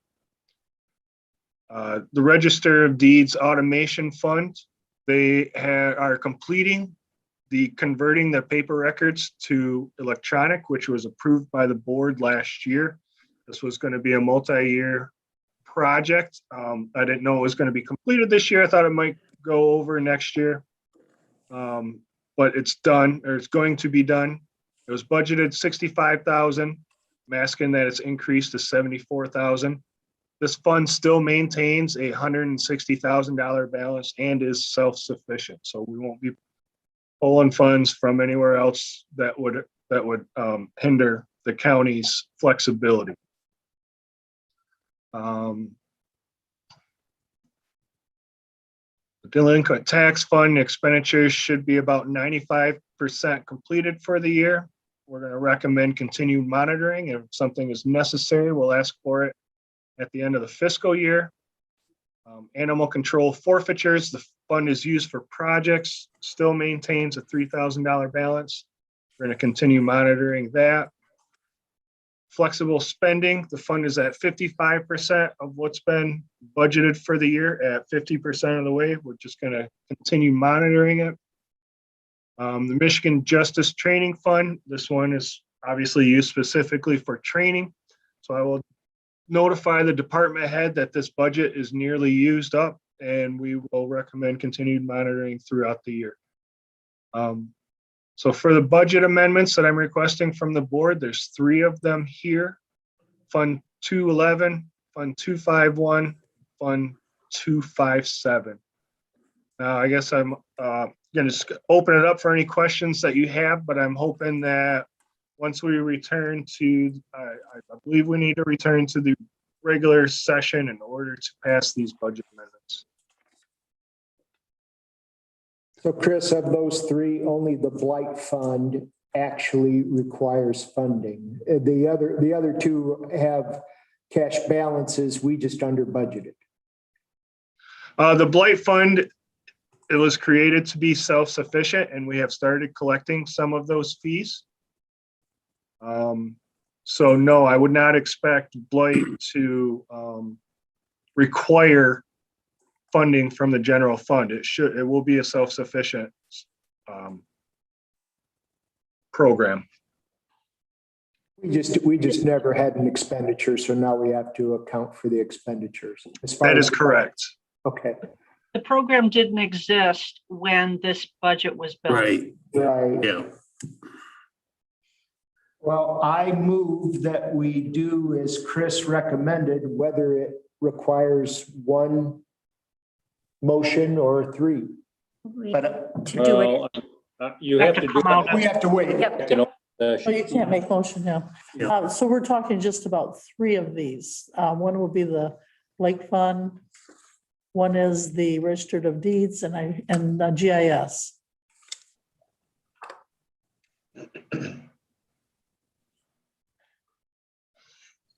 And we can do this when we get back in the regular. Also, Chris, you're still there. I'm assuming if some of that stuff, we could go backwards. If we figure out that we could spend stimulus money on it, we could just adjust these things later.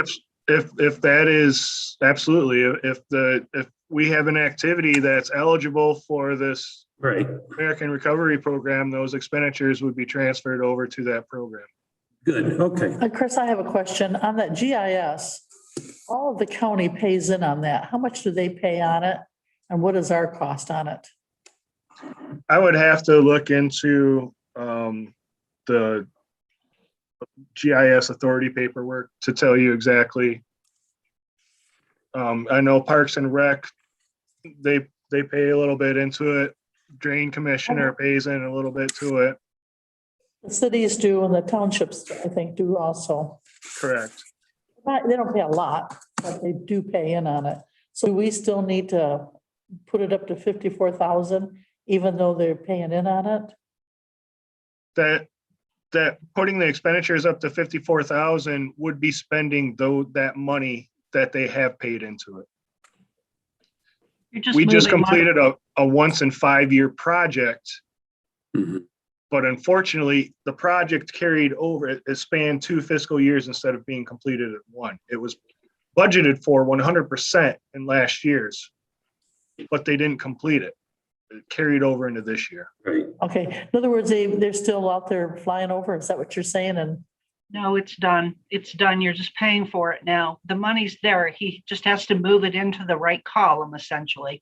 Oh, okay. And needs your authority for doing it. So, no. Okay.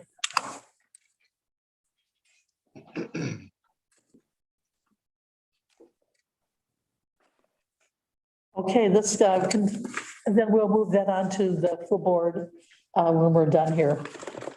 Okay, finally, we're going to get to the sheriff here. Now, is this something we're doing in this meeting? These 2 resolutions, one's for the sheriff or they're both are? Or are we doing it when we reconvene in general session? Well, you can't approve them in the finance committee setting. So and there's that piece. Chris, what do you think needs to happen? I believe that it should be passed in the general session. That would be my idea. Okay. Right. Should it be discussed? It has to be passed in the regular session, but really the issue is where does it get discussed? Do we want to discuss it here? I'd be happy to. No, we still have more to do in the Okay, finance. okay. Yeah, All right. we're not done. Yes, okay, we're going to move to the sheriff. about a millage or, Resolution. yeah. Okay, I'm just No, reading it. this is- The resolution of 21 dash 265. And so the sheriff is here and we'll let him go over this. Do have a few questions for you. So I'll No, let you this go is- over it first. I'm going to be presenting this, Jan. This is part of the audit. This is in response to the audit, which unfortunately Oh, Ally okay. wasn't Yeah. able to prep you for today. But we had two funds that ran deficits at the end of 2020. And by MCL, by Michigan compiled law, we have to submit a plan and have a resolution by the board passed to eliminate those deficits. The first fund is Fund 207, the Sheriff Deputy Millage, which is the road patrol. There was a deficit of just over $9,000. And the reason for that deficit was because a local municipality withheld $46,000 in taxes collected for this fund. These taxes have been collected and deposited into this into the 2021 budget. Essentially, it will eliminate the deficit this year. The resolution is just essentially a budget amendment. And what we did here is we showed an additional $41,000 that will be collected in voter taxes, road patrol, that will balance this budget. So on October 1st of 2020, the beginning of the fiscal year, there was a $9,000 deficit.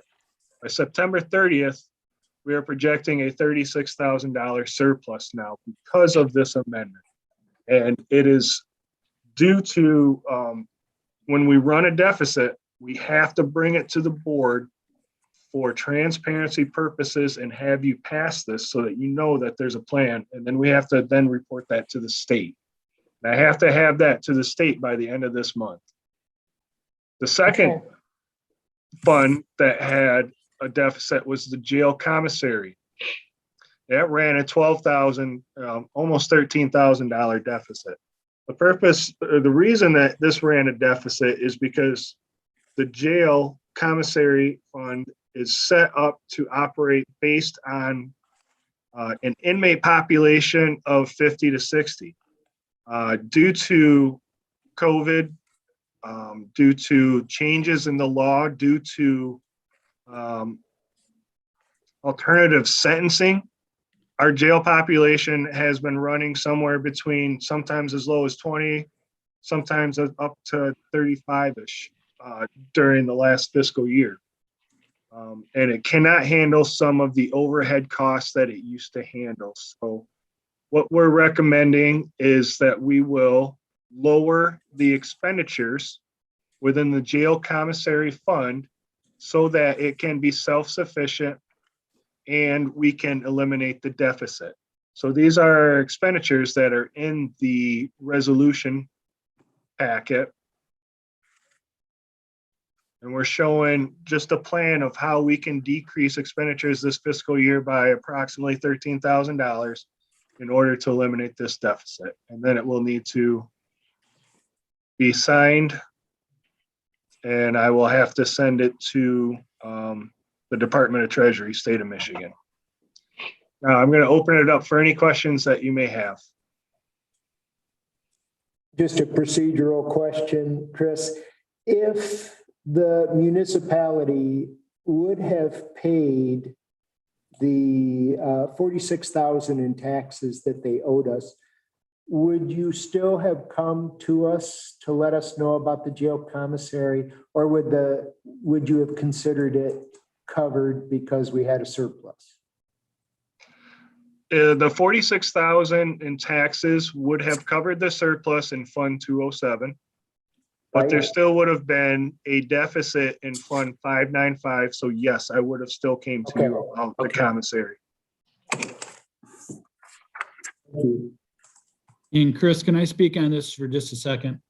Definitely. So with this added position or Becky helping in the treasurer's office, maybe we can get where this will not happen again get missed that a municipality didn't pay us our tax money on that, I'm hoping. So that's the first thing.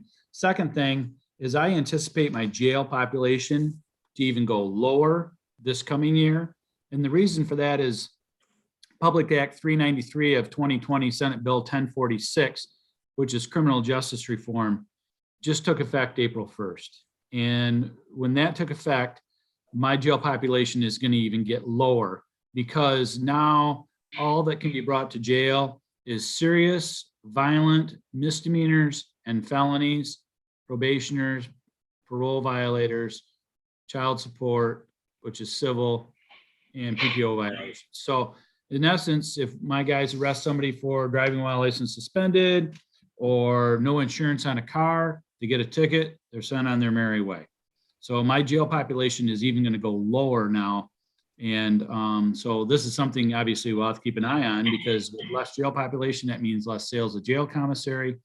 And, you know, I wouldn't be shocked if we start hovering right around 20 to 25 tops in the next year. Yeah, we'll be working to redo this whole business model that they have so that we can make sure that it's self-sufficient. Mike, can I ask you a question? Sure, go ahead. You know, I mentioned to you already this evening about all the stuff that's going on throughout the United States and even here in Michigan and well, even in Mount Pleasant, I've heard. Do you think that we're going to have a lot that we had last year with this burning our towns down and all this activity of destroying businesses and stuff? Well, I would hope not, but I guess anything's possible. I'd like to think that we live in a good county here with good people. And I would hope that wouldn't happen, but I guess if it did, we have a plan somewhat in place to address that. Okay, well, just know that I support you guys 100% and very worried for the law enforcement. I appreciate that. Thank you. Mike, one question on your budget, this indirect cost, what's that? Indirect cost is something that we pay the county. So say, for instance, the city of Ithaca pays us $400 and some $1,000 a year to give their city the patrol that they desire. We do indirect costs that the county does services for the city of Ithaca outside of police work, like payroll, HR, insurance. And Chris, if I missed anything, help me along here. So. Yeah, we got IT, utilities, building maintenance, Right, all of okay. those could apply. All right, that's what I was the indirect thinking. I just wanted to clear that up. So in other words, that's for writing checks for you? Well, it's just a whole bunch of things. I mean, it's the services that they get above and beyond police work. I see. Okay, thank you. Mm-hmm. And I hope I'm visiting all the departments, so hope to come and visit you soon. Okay, let us get I'm by back- this I'm little back on spike we've working. had. Huh? Let us get by this little spike of COVID we've had before you do that. Oh, yeah. Well, I'm working 5 days a week now too, until 3:30, so it won't be Okay. till summer probably, Okay, all right. unless I get laid off, which I probably won't. Okay, thank you. Okay, moving right on here. Does anybody have any other questions on any of this? Or on the resolution? And other than that, we're all done with the finance part of it. And so if there's no other questions, I will turn this back over to the full board. Okay, I believe we need a motion to go back into general session. Motion by Lemmerman. Do we have a support or a second?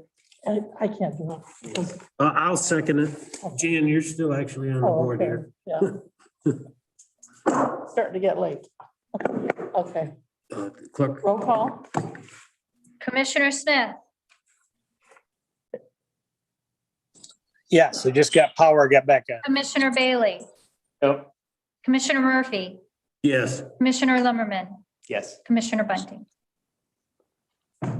Okay, we're back in general session and I believe So now your motion. all we have is these resolutions, the budget resolutions and the funding plans. So move on all those resolutions.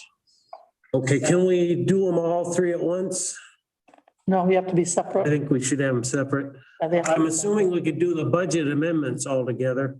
Nope, they have to be separate. I would think we could do them together without The objection. budget amendments you can do together. Okay, thank you, Angie. And separate. Resolutions have to be separate. Yeah. Yeah, okay, we have a motion by Commissioner Lemmerman to approve budget amendments number 211, 251, and 257 funds. Is there a second? Support. Bailey. Support, Commissioner Bailey. Any questions? Clerk will call the roll.